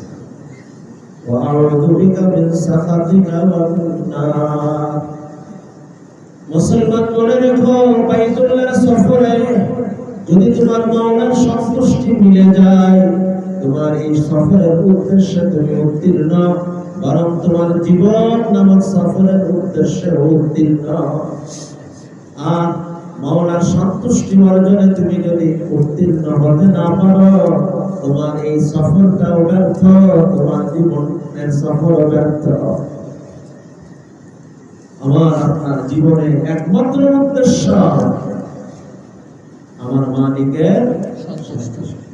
এটাকে ঠিক রেখে এরপরে যদি আল্লাহ হাজার অর্জন আমাকে মিলায়, শোনাই সোহাগা, নেমাতুন আলা নেমা, নূর আলা নূর, আমি তো আল্লাহর কাছে দোয়া করব, আল্লাহ আমার দুনিয়াও সুন্দর করে দেন, আখিরাতও সুন্দর করে দেন। রব্বানা আতিনা ফিদ দুনিয়া হাসানা ওয়া ফিল আখিরাতি হাসানা ওয়া কিনা আযাবান নার। কিন্তু আমার আসল টার্গেট করতে হবে আমার মালিকের সন্তুষ্টি। এই ব্যাপারে আমি আকর্ষিত হব। আমার মাওলার সন্তুষ্টি অর্জনের মুখোমুখি যদি আমার সন্তান হয়, সন্তান আমি চিনি না, পরিবার হয়, পরিবার আমি চিনি না, সমাজ হয়, সমাজ আমি চিনি না, দল হয়, দল আমি চিনি না, অর্থ সম্পদ হয়, অর্থ সম্পদ আমি চিনি না, পদ মর্যাদা হয়, পদ মর্যাদা আমি চিনি না, আমার মাওলার সামনে আমি কোনো কিছুই আমি চিনি না। সব চিনব যত সময় মাওলার মুখোমুখি না হবে। কিন্তু মাওলার মুখোমুখি হয়ে আমার পরীক্ষার ওই ভালো নম্বর প্রয়োজন নাই, আমার ওই অর্থের প্রয়োজন নাই, আমার ওই অবস্থানের প্রয়োজন নাই, আমার ওই দলের প্রয়োজন নাই, আমার ওই সমাজের প্রয়োজন নাই, আমার ওই পরিবারের প্রয়োজন নাই, আমার কোনো কিছুর প্রয়োজন নাই। কেন? এর রহস্য হলো এই জীবন কার থেকে পাওয়া? আল্লাহর থেকে। আচ্ছা বলে আল্লাহর থেকে পাওয়ার মধ্যে অন্যের কোনো অংশ আছে? আমার জীবন আল্লাহর থেকে পাওয়ার মধ্যে পরিবারের ইখতিলাফ আছে, সমাজের, দলের, পৃথিবীর কারণ। যখন আমার জীবন পাওয়ার মধ্যে আমার আল্লাহর সাথে অন্যের কোনো অংশ নাই, এই জীবন থেকে যা কিছু প্রকাশ পাবে, তা বলা হোক, ভাবা হোক, কোন কাজ করা হোক, সিদ্ধান্ত গ্রহণ করা হোক, আমার মাওলার সাথে অন্যকে চুল পরিমাণ রাখার কোনো সুযোগ নাই। এর নাম জীবন যার থেকে পাওয়া, শুধু সেই মাওলার হয়ে বলা, সেই মাওলার হয়ে ভাবা, সেই মাওলার হয়ে সিদ্ধান্ত নেওয়া, সেই মাওলার হয়ে জীবনের সব কিছু আঞ্জাম দেওয়া। এ কথাই কোরআন বলে, তুমি ঘোষণা করো, ইন্না সালাতি, আমার নামাজ, ওয়া নুসুকি, আমার কুরবানি। আরে একটা একটা করে কয়টা বলবে? এক কথাই বলে দাও এবার, হায়াতি ওয়া মামাতি, আমার জীবন, আমার মরণ, আমার বাঁচা, আমার জীবন দেওয়া, লিল্লাহি রাব্বিল আলামিন, ওই আল্লাহর জন্য, ওই আল্লাহর জন্য, ওই আল্লাহর জন্য যিনি আমাদের সহ গোটা বিশ্বকে পালতেছে। আরে পালসনকে আর বলছো কার হয়ে, পালসনকে আর ভাবছো কার হয়ে, পালসনকে আর চলছো কার হয়ে, পালসনকে আর জীবনটা কাটাইতেছো কার হয়ে। আমার জীবন পাওয়ার মধ্যে পরিবারের কোনো হাত যখন নাই, পরিবারের হয়ে বলার কোনো সুযোগ নাই। আমার জীবন পাওয়ার মধ্যে সমাজের যখন কোনো হাত নাই, সমাজের হয়ে বলার কোনো সুযোগ নাই। আমার জীবন পাওয়ার মধ্যে দলের যখন কোনো হাত নাই, দলের হয়ে সিদ্ধান্ত নেওয়ার কোনো আমার সুযোগ নাই। জীবন যার থেকে পাওয়া, শুধু ওই মাওলার হয়ে বলা, ওই মাওলার হয়ে জানা, ওই মাওলার হয়ে সব কিছুকে করা।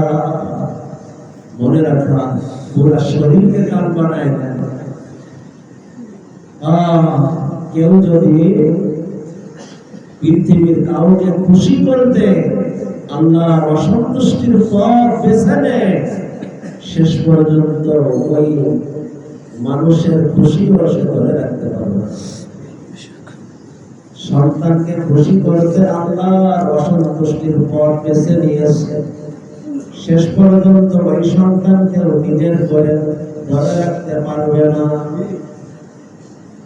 পরিবারকে খুশি করতে আল্লাহকে অসন্তুষ্টির পর কেউ যদি গ্রহণ করে, শেষ পর্যন্ত ওই পরিবার কেউ নিজের করে ধরে রাখতে পারবে না। সমাজকে খুশি করতে, দলকে খুশি করতে আল্লাহর অসন্তুষ্টির পর যদি কেউ বেছে নেয়, শেষ পর্যন্ত ওই সমাজ, ওই দল কেউ সে তার নিজের করে ধরে রাখতে পারবে না। সময়ের সাথে কেউ হারাবে, ও তাকে হারিয়েছে। পক্ষান্তরে যদি কেউ আল্লাহকে পেতে চেয়ে পরিবারকে হারিয়ে ফেলছে, সে পরিবারকে হারাইতে চাই নাই, সে পরিবারকে ভালোবাসে, সে সমাজকে ভালোবাসত, সে দলকে ভালোবাসত, কিন্তু আল্লাহকে সব থেকে বেশি ভালোবাসে। আল্লাহর মুখোমুখি হলে কাউকে সে চেনে না। আল্লাহকে গ্রহণ করতে যে দেখা গেল বন্ধু তার হারাই গেছে, আপন তার পর হয়ে গেছে। পরিশান হয় না, সময়ের ব্যবধানে ওই আপনকে আবার তোমার আপন করে আল্লাহ তোমার বানাই দিবে, অথবা তাদের থেকেও ভালো কাউকে আল্লাহ তোমার আপন বানাই দিবে। আগে তোমার আপন, তোমার তাকে সাড়া দিত, এখন আল্লাহ এমন আপন মিলাই দিবে যারা তোমার জন্য জীবন দিতেও দ্বিধা করবে। মান তারাকা শাইআন ইত্তিকা আল্লাহ আতাহুল্লাহু খায়রান মিনহু। আরে আল্লাহর জন্য কেউ ত্যাগ করছে, ঠকে নাই, ঠকে নাই, ঠকে নাই। আল্লাহর জন্য ত্যাগ স্বীকার করতে পারা নসিবের ব্যাপার, কিসমতের ব্যাপার, কপালের ব্যাপার, সৌভাগ্যের ব্যাপার। আল্লাহ আমার জীবনের সব, আল্লাহই আমার জীবনের সব। আল্লাহু আকবার, আল্লাহু আকবার, আল্লাহু আকবার, আল্লাহু আকবার। আমার জীবনে আল্লাহকে পাওয়া সেরা পাওয়া, আল্লাহর সামনে সারা পৃথিবীর 1 নম্বর ধনী হতে পারা তুচ্ছ কিছু পাওয়া। আল্লাহকে পাওয়া আমার জীবনের সেরা পাওয়া, সারা পৃথিবীর 1 নম্বর ক্ষমতাদার হতে পারা আল্লাহর সামনে তুচ্ছ কিছু পাওয়া। আল্লাহকে পাওয়া আমার জীবনের সেরা পাওয়া, আল্লাহর সামনে সারা পৃথিবীর সফল মানুষের তালিকায় শীর্ষ অবস্থান পাওয়াটা তুচ্ছ পাওয়া, নগণ্য পাওয়া। আল্লাহকে পাওয়ার পর আল্লাহ যদি আমাকে দুনিয়ায় সম্পদ দেন, সম্মান দেন, দুনিয়ার নাজ নিয়ামত আমাকে দান করেন, মালিক আপনার দয়া, আপনার অনুগ্রহ। আল্লাহ আপনি যখন কোনো কিছু দিতে চান, মুসলমানের মানসিক অবস্থা কেমন হবে জানেন? আল্লাহ যখন তাকে কিছু দিতে চায় তো সে নেওয়ার জন্য পাগল। কারণ আল্লাহটা নিব না তো কারটা নিব। আর আল্লাহ যখন তার থেকে কিছু চান তো সে দেওয়ার জন্য পাগল। আল্লাহকে দিব না তো কাকে দিব? একটা ঘটনা শোনানো হয়। আল্লাহ একজনকে, এক নবীকে দুনিয়ার রাজত্ব দিয়েছে, অনেক নাজ নিয়ামত আল্লাহ ডুবায় রাখছে। গোসল করতেছে, হঠাৎ স্বর্ণের ফড়ি পড়ে আসছে, ওটা ধরে রাখতেছে। তো আওয়াজ আসছে, আরে তোমাকে এত কিছু দিয়েছি, এরপরেও এর থেকে লোভ সামলাইতে পারছো না? উত্তর দিচ্ছেন কি আজীব উত্তর, আল্লাহ আপনি যা দেন ওটা তো আমি নেওয়ার জন্য পাগল। ওই বস্তুর লোভে না, ওই হাত থেকে পাওয়ার লোভে। আল্লাহ যদি আমাকে হালাল ভাবে কোনো কিছু দিতে চান, আমি ওটা নিতে চাই। আমার হাজার হাজার কোটি টাকা থাকলেও আল্লাহ যদি আমাকে হালাল ভাবে 1 পাই পয়সা দেন, ওই 1 পাই পয়সা পাওয়ার জন্য হাত পেতে দিই।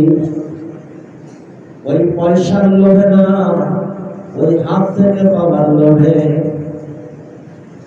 আর আল্লাহ যদি আমার থেকে কিছু নিতে চান, আমি দেওয়ার জন্য পাগল, ওই হাতে দেওয়ার জন্য।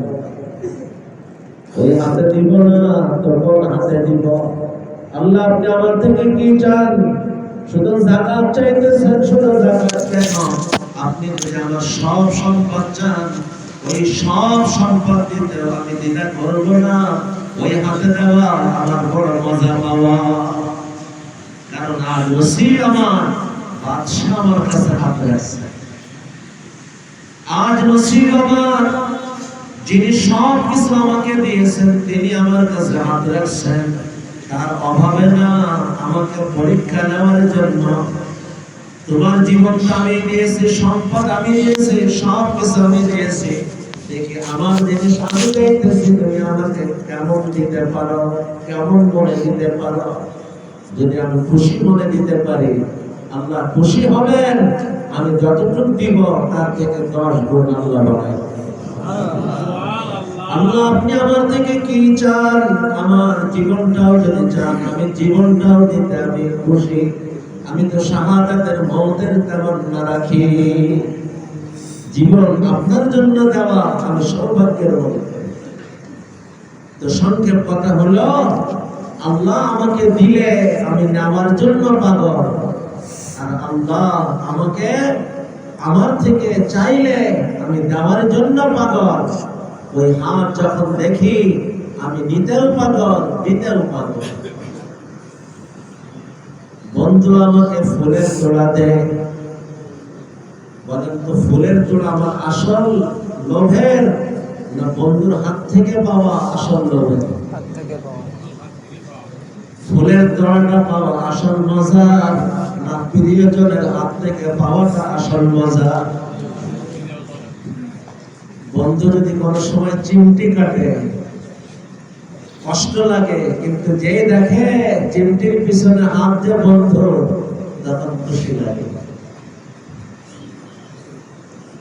বিপদ কষ্ট তো লাগে যখন দেখে পিছনের হাত যাবার মালিকে, সব কষ্ট ভুলে যায়। ওই হাত থেকে পেতেও পাগল, ওই হাতের সব কিছুর জন্য আমি পাগল পড়া। রব্বি ইন্নী লিমা আনজালতা ইলাইয়া মিন খায়রিন ফাকির। আল্লাহ আমাদের জীবনের উদ্দেশ্যকে বোঝার তৌফিক দেন। এই কথাগুলির উদ্দেশ্য এ না যে তুমি দুনিয়া ছেড়ে দাও, বৈরাগী জীবন গ্রহণ করে নাও। এই সব কথার উদ্দেশ্য দুনিয়াতে তোমাকে যে আনছেন সেই মাওলাকে বাদ দিয়ে তুমি কোনো কিছুর দিকে বেরো না। মাওলাকে পেয়ে তুমি সব কিছু পাওয়ার চেষ্টা করো, কোনো অসুবিধা নাই। হে আমার প্রিয়, ইসলাম আমাদেরকে দুনিয়া বৈরাগী হতে বলে না। ইসলাম শুধু এতটুকু বলে, তুমি যে জবান দিয়ে দুনিয়ার কাজ করতেছ, ওই জবানটা কার থেকে পাওয়া? যে চোখ দিয়ে তুমি তোমার কাজগুলো করো, ওই চোখটা কার থেকে পাওয়া? যে মেধা দিয়ে তুমি কাজ করতেছ, ওই মেধাটা কার থেকে পাওয়া? তুমি যে জমিনে দাঁড়ায় কাজ করতেছ, ওই জমিনটা কার থেকে পাওয়া? সব কিছু যখন সেই মাওলার থেকে পেয়ে তুমি করতেছ, তুমি দুনিয়া করো কিন্তু মাওলাকে বাদ দিয়ে করো না। মাওলাকে হারাই করো না, মাওলাকে হারিয়ে ফেলে করো না। তুমি দুনিয়া করো, খুব দুনিয়া করো, কিন্তু মাওলাকে সামনে রেখে করো। মাওলাকে উদ্দেশ্য বানাই করো, মাওলাকে মূল বানাই করো, মাওলাকে মূল বানাই করো। হে আমার প্রিয় ভাইরা, রিজিকের এত চিন্তা কিসে? খাবে কেমনে, চলবে কেমনে, প্রয়োজন পূরণ হবে কেমনে, এত চিন্তার কি আছে?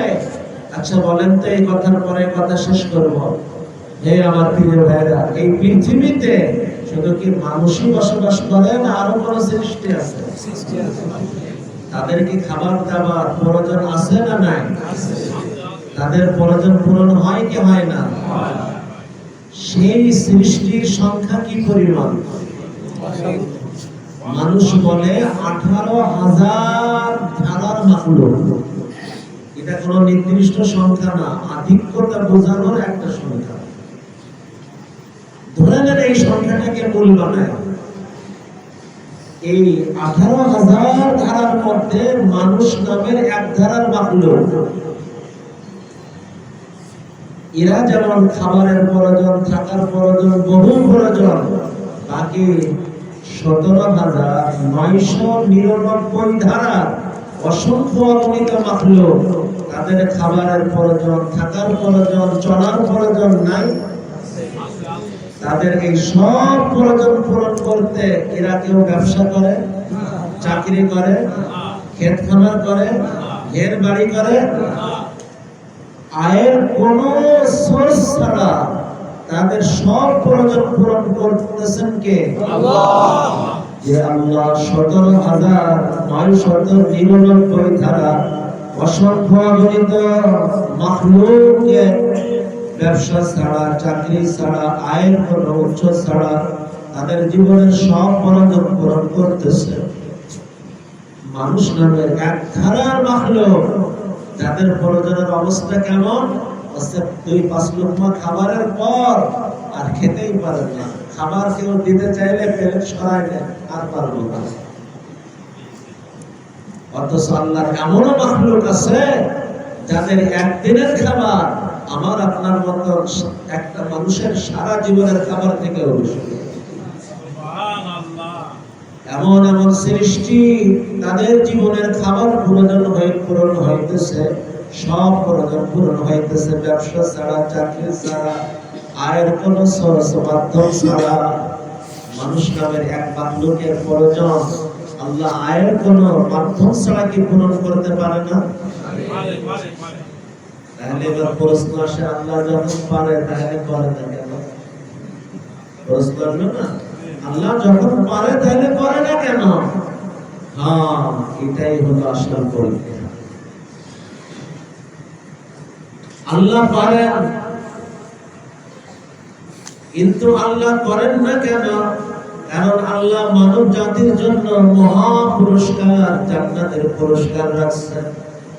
সেই পুরস্কার কে পাবে, কে পাওয়ার যোগ্য হবে, এর জন্য পরীক্ষা দিতে চান।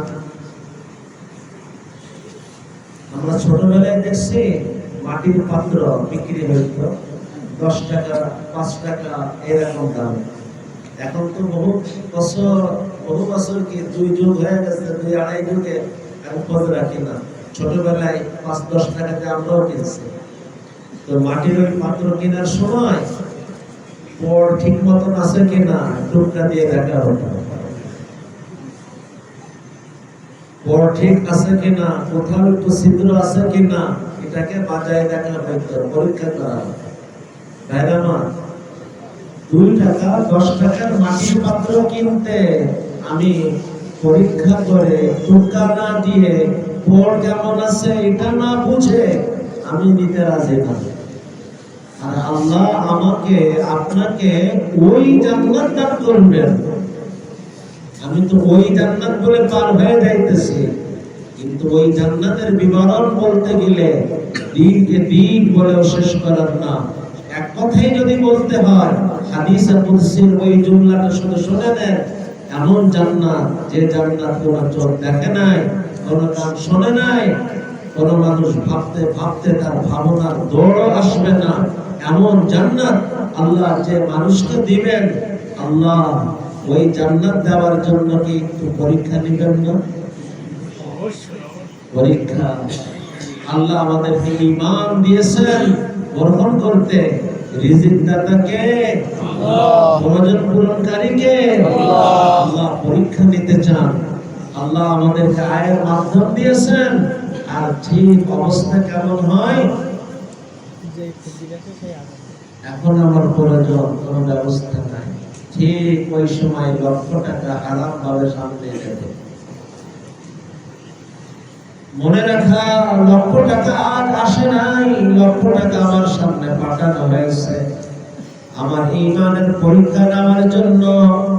তোমার প্রয়োজন পূরণকারী তোমার আল্লাহকে মনে করো না টাকাকে মনে করো? সকাল থেকে দোকান খুলে আছে, কাস্টমারের কোনো খোঁজ নাই। যেই না নামাজের সময় হয়েছে, আজান হয়েছে, কাস্টমারের ভিড় শুরু হয়েছে। আরে কাস্টমারের ভিড় শুরু হয় নাই, কাস্টমারের ভিড় তৈরি করা হয়েছে আমার ঈমানের পরীক্ষা নেওয়ার জন্য। তোমার কাছে আল্লাহর হুকুম নামাজ বড় না কাস্টমার থেকে পাওয়া এই মুনাফা বড়? তোমার কাছে রিজিকটা তো তোমার আল্লাহ, না কাস্টমার থেকে পাওয়া এই মুনাফা? মনে রাখা, তুমি যদি পরীক্ষায় উত্তীর্ণ হতে পারো, আজ হারাম ভাবে লক্ষ টাকা আসছে, তুমি যদি মনে করতে পারো টাকা তো আমার প্রয়োজন পূরণ করার না, প্রয়োজন পূরণ করার তো আমার মাওলা। টাকা আসে নাই, আমাকে পরীক্ষার জন্য আমার সামনে আনা হয়েছে। কাস্টমার আসে নাই, আমার পরীক্ষার জন্য কাস্টমার পাঠানো হয়েছে। তুমি যদি উত্তীর্ণ হয়ে হারাম থেকে হাতকে ঘুরাইতে পারো, দোকান বন্ধ করে নামাজে যেতে পারো, বিশ্বাস রেখো, ইয়াকিন রেখো, এই টাকা যা তোমার সামনে এসেছিল, এটা যদি তোমার বাজেটের হয়, আজ তুমি ওটাকে ফিরাই দিয়েছো, 2 দিন পরে হলেও ওটা তোমার কাছে আবার ফিরে আসবে, হালাল ভাবে আসবে। ওই কাস্টমার থেকে পাওয়া মুনাফা তোমার কাছে আবার ফিরে আসবে। হয়তো ওই কাস্টমার আসবে না, ওই কাস্টমারের স্থানে অন্য কোনো কাস্টমার পাঠানো হবে। আর যদি ওটা তোমার বাজেটের না হয়, বরাদ্দের না হয়, তুমি যদি সাইডিও ধরে রাখতে পারবে না, যে কোনো দুর্ঘটনার ভিতর দিয়ে ওই টাকা তোমার থেকে বেহাত হয়েই যাবে। কোন ছিনতাইকারীর ভিতর দিয়ে, কোন চাঁদাবাজের ভিতর দিয়ে, কোন দুর্ঘটনার ভিতর দিয়ে, হাসপাতালের বেডের ভিতর দিয়ে, আল্লাহ জানে কোন ধারাতে তোমার থেকে ওটা সরে যাবে, তুমি ঠিক পাবে না, ধরে রাখতে পারবে না। আল্লাহ পরীক্ষা নিতে চান, এতটুকু। এই কথা আল্লাহ ডাইরেক্ট কোরআনে বলছেন। আলিফ লাম মিম أحسب الناس أن يتركوا أن يقولوا آمنا وهم لا يفتنون ولقد فتنا الذين من قبلهم فليعلمن الله الذين صدقوا وليعلمن الكاذبين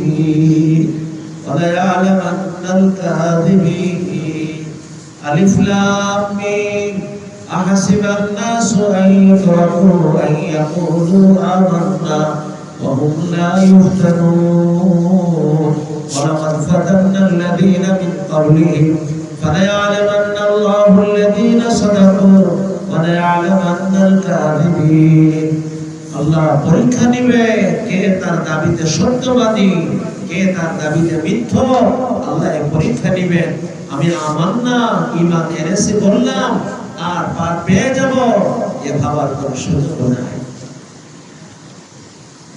আল্লাহ তাআলা আমাদের সবাইকে পরীক্ষায় উত্তীর্ণ হওয়ার তৌফিক দান আমিন তো ভাই আমার মূল কথা আর পুরো আলোচনার এক কথা জীবন এর একমাত্র উদ্দেশ্য জীবন যিনি দিয়েছেন তার সন্তুষ্টি অর্জন যে মালিকের সন্তুষ্টি অর্জনে উত্তীর্ণ এই মানুষটাই হলো আসল উত্তীর্ণ আর যে আল্লাহর সন্তুষ্টি অর্জনে ব্যর্থ সে হাজার লাইনে সফল হলেও সে এতটা ব্যর্থ যে তার জীবনটাই ব্যর্থ সারা দুনিয়া থেকে সফল হলেও সফলতার শীর্ষে মনে করলেও সে ব্যর্থ এতটা ব্যর্থ যে তার অস্তিত্বটাই ব্যর্থ তার জীবনটাই ব্যর্থ তার সৃষ্টিটাই যেন ব্যর্থ তার জন্মটাই যেন ব্যর্থ আল্লাহ আমাদের সকলকে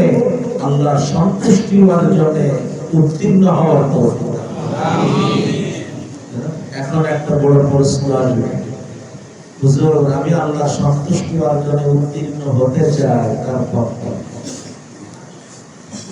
আল্লাহ আমাদের সবাইকে উত্তীর্ণ করেন আমিন উত্তীর্ণ হতে চাই হুজুর তার পক্ষে এর এক লম্বা আলোচনা আল্লাহ যদি কবুল করেন সামনের কোনো মওকাতে বিষয় ইনশাআল্লাহ আলোচনা করা আল্লাহ আমাদের সবাইকে আল্লাহর সন্তুষ্টি অর্জনে উত্তীর্ণ করেন এটাই জীবনের সফলতা এটাই জীবনের একমাত্র সফলতা এই সফলতাকে ধরতে পেরে অন্য কোন সফলতা যদি তার জীবনে নাও আসে তারপরেও তার জীবন সফল আর এই সফলতাকে হারিয়ে সারা পৃথিবীর সব সফলতাও যদি অর্জন করে ফেলে সে ব্যর্থ চরম ব্যর্থ তার জীবনটাই ব্যর্থ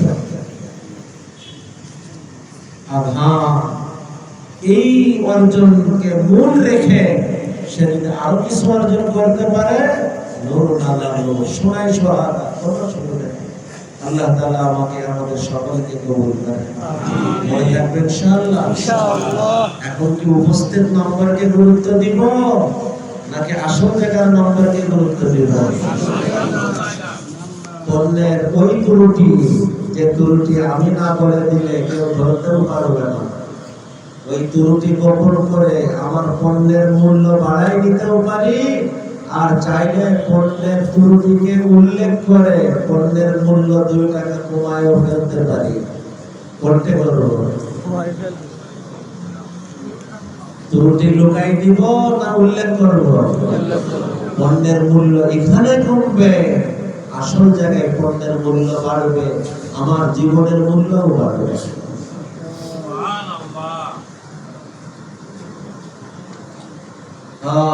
আল্লাহ আমাদের সবাইকে কবুল করেন এই আমার প্রিয় ভাইরা আজকের আলোচনা পর্যন্ত আমি আপনাদেরকে শেষ একটা দাওয়াত দিয়েই দোয়ার দিকে অগ্রসর হব আলহামদুলিল্লাহ আমাদের এই যে মাসিক প্রোগ্রাম চলতেছে আবহাওয়া এই বৃষ্টি আসে এই শুকনো আসে এর মধ্যে সাথী কেউ আসে কেউ একটু বিস্তা হয় আলহামদুলিল্লাহ এই পরিবেশের মধ্যে আল্লাহ আমাদেরকে আনছেন আলহামদুলিল্লাহ আবহাওয়া তো দুপুরে হালকা হালকা মেঘ ভাব আসছিল চিন্তা লাগতেছিল, আল্লাহর মেহেরবানি আল্লাহ আবহাওয়া ভালো করছে। অনেক এলাকায় দোয়াপড়া খুলনার এই সাইডে সাথীরা জানাইল বেশ বৃষ্টি হয়েছে, আশা সাথীরা অনেক আসতে পারে না। তো আল্লাহ তাআলা আমাদেরকে আনছেন, আলহামদুলিল্লাহ। আমাদের এই মাসিক প্রোগ্রামের ধারাবাহিকতায় বছরের মাহফিল হয় 3 দিন ধরে। এবছরের বার্ষিক মাহফিল তারিখে আপনাদের মনে আছে তো? পিছনে তো হতো ফেব্রুয়ারিতে, কিন্তু এখন ফেব্রুয়ারিতে ওই সময়টা এখন প্রায় 1 বছর একটু সমস্যা থাকবে। রমজানের আগ মুহূর্তে আবার ঢাকাতেও শুরু করা হয়েছে। তো নভেম্বরে 6, 7, 8 নভেম্বরে 6, 7, 8 বৃহস্পতিবার আসরে শুরু হবে, আর রবিবার ফজরের পরে আখিরি বয়ান দোয়া হবে। তো আগামী মাসিক প্রোগ্রামে আমাদের আর একটা মাসিক প্রোগ্রাম, এরপরে মাসিক প্রোগ্রামটা স্থগিত থাকবে, শুধু জিম্মাদার সাথে রাখবে। মাহফিলকে সামনে রেখে আমি আপনাদের কাছে 1 নম্বর আবেদন করব, আপনারা এখন থেকে মাহফিল পর্যন্ত জড়িয়ে আল্লাহর কাছে দোয়া করবেন, আল্লাহ আমাদের মাহফিলকে কবুল করেন। আল্লাহ আমাদের এই আত্মশুদ্ধির মেহনতকে কবুল করেন। আল্লাহ আমাদের এই দ্বীনি মেহনতকে কবুল করেন। আল্লাহ এই মেহনতকে ওসিলা করে সারা দুনিয়াতে যেন এক জান্নাতি বাতাস আল্লাহ কবুল করেন। এই মাত্র কয়েক বছর শুরু হলো, আলহামদুলিল্লাহ। গত বছর আমাদের বাংলাদেশের 6টা বিভাগ থেকে সাথীদের উপস্থিতি ছিল, আলহামদুলিল্লাহ। আর খুলনা বিভাগের প্রত্যেকটা জেলা না, প্রত্যেকটা থানা থেকে উপস্থিতি ছিল, আলহামদুলিল্লাহ। এবছর চেষ্টা করব নিজেরা আসা, জামাত বানায় আনা, আত্মীয় স্বজনকে দাওয়াত দেওয়া, পরিচিত ব্যক্তিদেরকে দাওয়াত দেওয়া, দেশের যে কোনো প্রান্তে আপনার পরিচিত তাকেও দাওয়াত দেওয়া। মনে রাখা, আপনার দাওয়াতের মাধ্যমে যে কয়েকজন আগাবে তাদের নেকিটা আপনারও অংশ হবে।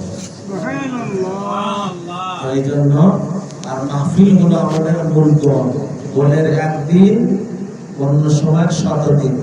তো মাহফিলকে সামনে রেখে 1 নম্বর দোয়া, 2 নম্বর এখন থেকে চেষ্টা। মাহফিলে কমপক্ষে একটা জামাত তৈরি করে আনার নিয়ত আপনাদের মধ্যে কে কে রাখতে পারেন? একটু হিম্মত করেন ইনশাআল্লাহ। জামাত একজন এক একটা জামাত তৈরি করে আনার চেষ্টা করব ইনশাআল্লাহ, আল্লাহ কবুল করুন। আর যারা পুরো জামাত তৈরি করতে পারবো না, 5 জন 10 জন, কমপক্ষে একজন সাথী তো তৈরি করতে পারবো, আল্লাহ আমাদেরকে কবুল করুন। যারা রাতটা করব তারা ইনশাআল্লাহ শেষ রাত্রে 1 ঘন্টা আগে তাহাজ্জুদের 1 ঘন্টা থাকতে উঠাই দেওয়া হবে। তাহাজ্জুদের নামাজ পড়ে আমরা সব মেম্বারের কাছে বলবো, ওই সময় জিকিরের আমল হবে। এরপরে ফজরের নামাজের পরে সংক্ষিপ্ত 20-25 মিনিটের আলোচনা হয়ে আখিরি দোয়া হবে। আল্লাহ তাআলা আমাদের কবুল করেন।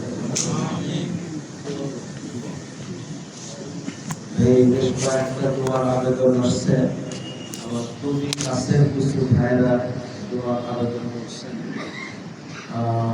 আমার এই মাসে ঘটে আমার ভাই গত সময় বলছিলাম এটা, তো উনি মারা গিয়েছিলেন। আমি ওনার জন্য বিশেষভাবে দোয়া চাইতেছি, আল্লাহ তাআলা যেন ওনাকে জান্নাত নসিব করেন। আমার খুব কাছের চেয়ারম্যান আইয়ুব শাহ, ওনার ছেলে মারা গিয়েছেন, ওনার জন্য বিশেষভাবে দোয়ার আবেদন করা হয়েছে। ওনার জন্য আমি বিশেষভাবে দোয়া চাইতেছি। আপনাকে ইলিয়াসের দাদা, উনিও কয়েকদিন হলো মারা গিয়েছেন। আজকে আসরের পরে একটা জানাজা হয়েছে আমাদের এলাকায়, ওনাদের সবার জন্য আমি দোয়া চাইতেছি। বিশেষভাবে আমার ঢাকাতে খুব মহাব্বতের ভাই, তার শ্বশুর মারা গিয়েছেন এই 4-5 দিন হলো। এনাদের জন্য আরো আমাদের যারা বাহিরে যারা আছে সবার জন্য আমরা দোয়া করব। সবাই একবার বেশি করে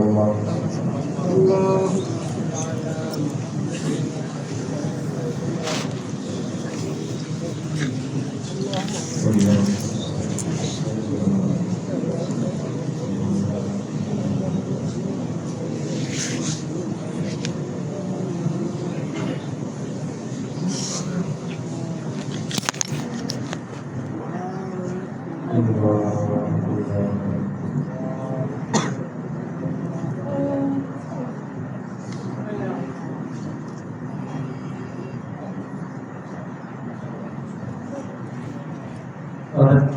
দুটো দোয়া বিশেষভাবে আপনাদের কাছে আমি চাইতেছি।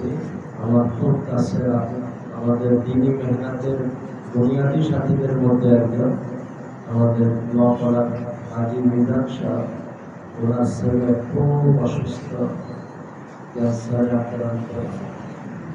উনিও দোয়া চেয়েছেন আর আমিও বিশেষভাবে ওনার সন্তানের জন্য দোয়া চাইতেছি।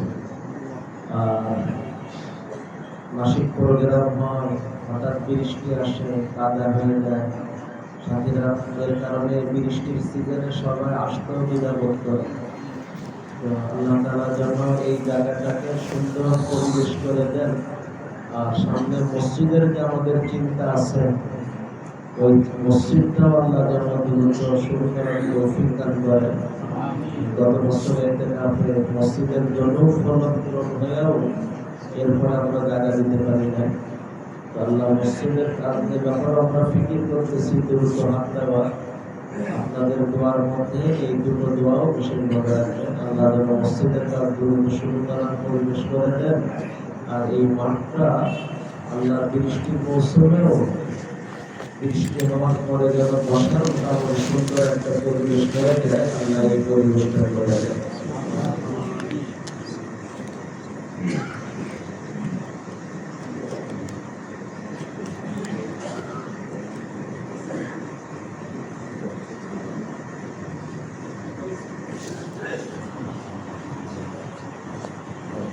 বহু ভাই দোয়া চেয়েছেন, আমাদের কিছু মেহমান আসছেন, ওনারাও বিশেষভাবে দোয়া চেয়েছেন। সবার জন্য আমরা দোয়া করি। আমরা কিছু করতে না পারি, কমপক্ষে চোখের দুই ফোঁটা পানি তো আল্লাহর কাছে পেশ করতে পারি। আলহামদুলিল্লাহি রাব্বিল আলামিন, والصلاة والسلام على سيد المرسلين وعلى آله وأصحابه أجمعين. ربنا ظلمنا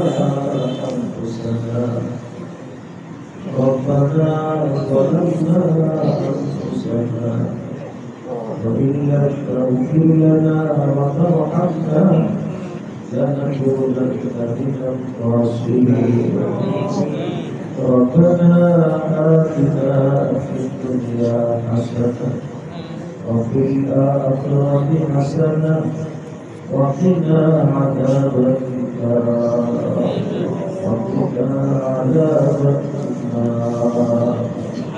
رب اغفر لي ولوالدي ولمن دخل بيتي مؤمنا وللمؤمنين والمؤمنات وللمؤمنين والمؤمنات وللمؤمنين والمؤمنات. ربنا هب لنا من أزواجنا وذرياتنا قرة أعين واجعلنا للمتقين إماما واجعلنا للمتقين إماما واجعلنا للمتقين إماما. إله العالمين ويا أرحم الراحمين, আমাদের জীবনের সমস্ত ভুল ত্রুটি আল্লাহ দয়া করে মাফ করে দেন। আল্লাহ আমাদের সমস্ত ভালো কাজগুলি দয়া করে কবুল করে দেন। আগে আপনি যদি বিচার করে আল্লাহ, আপনি যদি বিচার করেন আমরা তো কেউ পার পাবো না। আল্লাহ আপনি যদি দয়া করে মাফ করে দেন, কবুল করে দেন, আপনার কাছে তো কেউ ঝুঁকাবে না। আল্লাহ আপনার কাছে আমরা দয়া চাই না, আপনার কাছে আমরা দয়া চাই, দয়া চাই। আল্লাহ দয়া করে আমাদেরকে মাফ করে দেন। আল্লাহ দয়া করে আমাদেরকে কবুল করে দেন। আমাদের সকল মৃত্যুদের কবর তুমি জান্নাতের বাগিচা বানায় দাও। বিশেষ করে আল্লাহ আমাদের আপু যাদের কবরে জানি না কত হাত ওখানে ভাইয়ের আপু কবরে শুয়ে আছে। আল্লাহ আমার নিজের আপু কবরে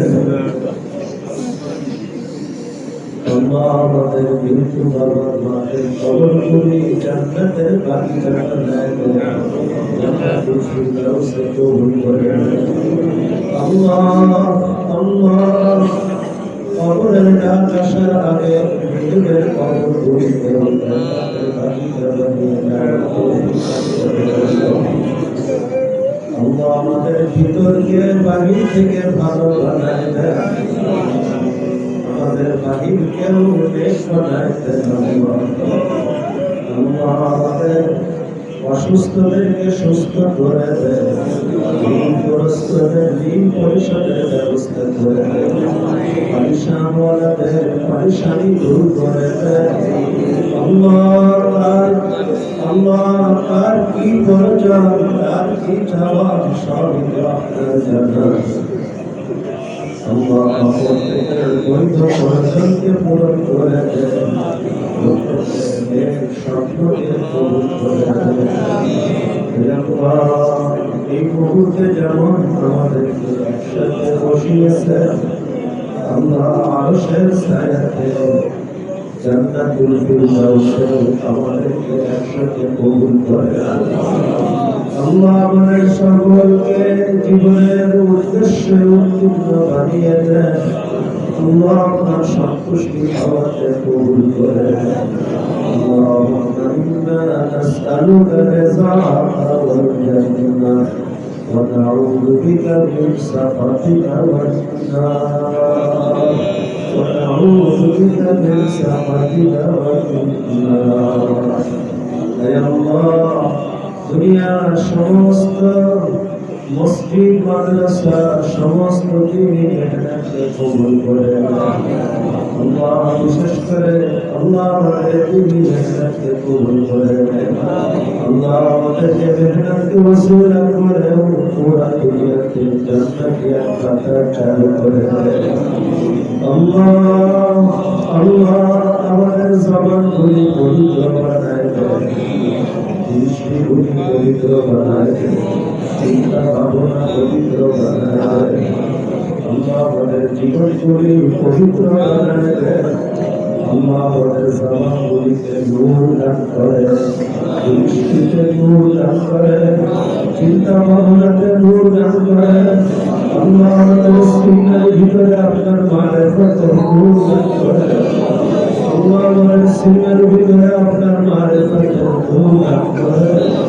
আল্লাহ আমাদের সামনে পিছনে ডানে বামে উপরে নিচে নূরের কৃষ্ণ নিয়ে কবুল করে। আল্লাহ আমাদের জন্য নূরকে বাড়িয়ে দেন। আল্লাহ আমাদের জন্য নূরকে বাড়িয়ে দেন। আল্লাহ আমাদেরকে নুরানি জীবন দান করে। ইয়া আলামিন ইসলাম দুশ্মন থেকে ইসলামকে হিফাজত করে। আল্লাহ সারা দুনিয়ার মুসলমানদেরকে হিফাজত করে, মুসলিমদের কুলকে হিফাজত করে। আল্লাহ আমাদের এই ছোট্ট দেশ বাংলাদেশকে হিফাজত করে। আল্লাহ সারা দুনিয়ার মুসলমান শাসকদেরকে এক হওয়ার তৌফিক দান করে। আল্লাহ ইসলামের পক্ষে এক হওয়ার তৌফিক দান করে। আল্লাহ সারা দুনিয়ার মুসলমান শাসকদেরকে এক হওয়ার তৌফিক দান করে। ইসলামের পক্ষে ফিলিস্তিনের পক্ষে অবস্থান করার তৌফিক দান করে। আল্লাহ দুনিয়ার মানচিত্র থেকে ইসরায়েলের অস্তিত্বকে মিটিয়ে দেন। আল্লাহ ওই ছোট ছোট বাচ্চাগুলির কি অপরাধ, আল্লাহ তাদের কারণে তারা মারা গেছে। আল্লাহ দুনিয়ার বন্ধ হয়ে আছে। আল্লাহ ছোট বাচ্চাগুলি ওই ওই নারী আল্লাহ, ওই মাহবুব আল্লাহ, আল্লাহ মুসলমানের আপনার সারা কেউ না আল্লাহ, মুসলমানকে হিফাজত করেন আল্লাহ, ইসলামকে হিফাজত করেন আল্লাহ, মুসলিম দেশগুলিকে হিফাজত করেন আল্লাহ। মুসলমানদেরকে মুসলমানের মতো মুসলমান বানায় দেন আল্লাহ, আমাদেরকে মুসলমানের মতো মুসলমান বানায় দেন আল্লাহ।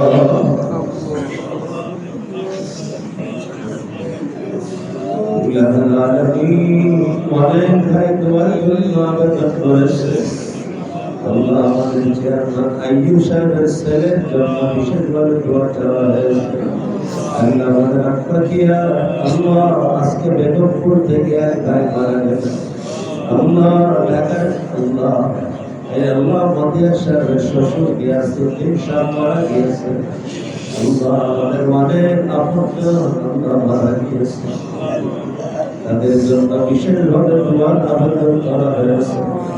আমাদের হাজি মিজান সাহেবের সন্তান কিছুদিন থেকে অসুস্থ, আমাদের হাজি মিলন সাহেবের আপনকে অসুস্থ, আমাদের জানার বাহিরে যে যে সমস্যার ভিতরে আমাদের কিছু মেহমান তারাও বিশেষভাবে দোয়ার জন্য আবেদন করেছে প্রত্যেকের আবেদনকে আপনি কবুল করে নেন, প্রত্যেকের আবেদনকে আপনি কবুল করে নেন, প্রত্যেকের আবেদনকে আপনি কবুল করে নেন। আমাদের বার্ষিক মাহফিল নিকটে এসে গিয়েছে, নভেম্বরের 6, 7, 8 তারিখের মাহফিলকে আপনি কবুল করেন আল্লাহ। এই মাহফিল আল্লাহ, এই মাহফিল এই মেহনতকে ওসিলা করে আমাদের আত্মার জগৎকে আল্লাহ, আমাদের আত্মার জগৎকে আলোকিত করে দেন, আমাদের জীবনগুলিকে আলোকিত করে দেন, দুনিয়াবী জীবন বানায় দেন আল্লাহ। এই মেহনতকে ওসিলা করে পুরো দুনিয়াতে জান্নাতি এক পাতা চালু করে দেন আল্লাহ। এই মেহনতকে নিয়ে যারা ফিকির করতেছে, দৌড়ঝাঁপ করতেছে আল্লাহ, প্রত্যেকের ফিকির মেহনত দৌড়ঝাঁপকে কবুল করে নেন মাওলাই করিম। কি চাওয়া মাওলাই করিম, জীবনের বড় চাওয়া আখিরাতে আপনার রাসূলের সঙ্গী হওয়া আল্লাহ। দুনিয়াতে নবীজিকে দেখতে পাই না, নবীজির পাশে বসার সুযোগ হয় না আল্লাহ, আখিরাতে নবীজির সঙ্গী হওয়ার মতো বস্তুত করে আল্লাহ, নবীজির সঙ্গী হওয়ার মতো জীবন আমাদেরকে দান করেন আল্লাহ। আল্লাহ কি চাওয়া জানি না আল্লাহ, আপনার প্রিয় রাসূলুল্লাহ পুরা জীবনে আপনার কাছে যা যা চেয়েছে আল্লাহ, নবীর জীবনের সকল চাওয়াগুলি আমাদের জন্য কবুল করে নেন।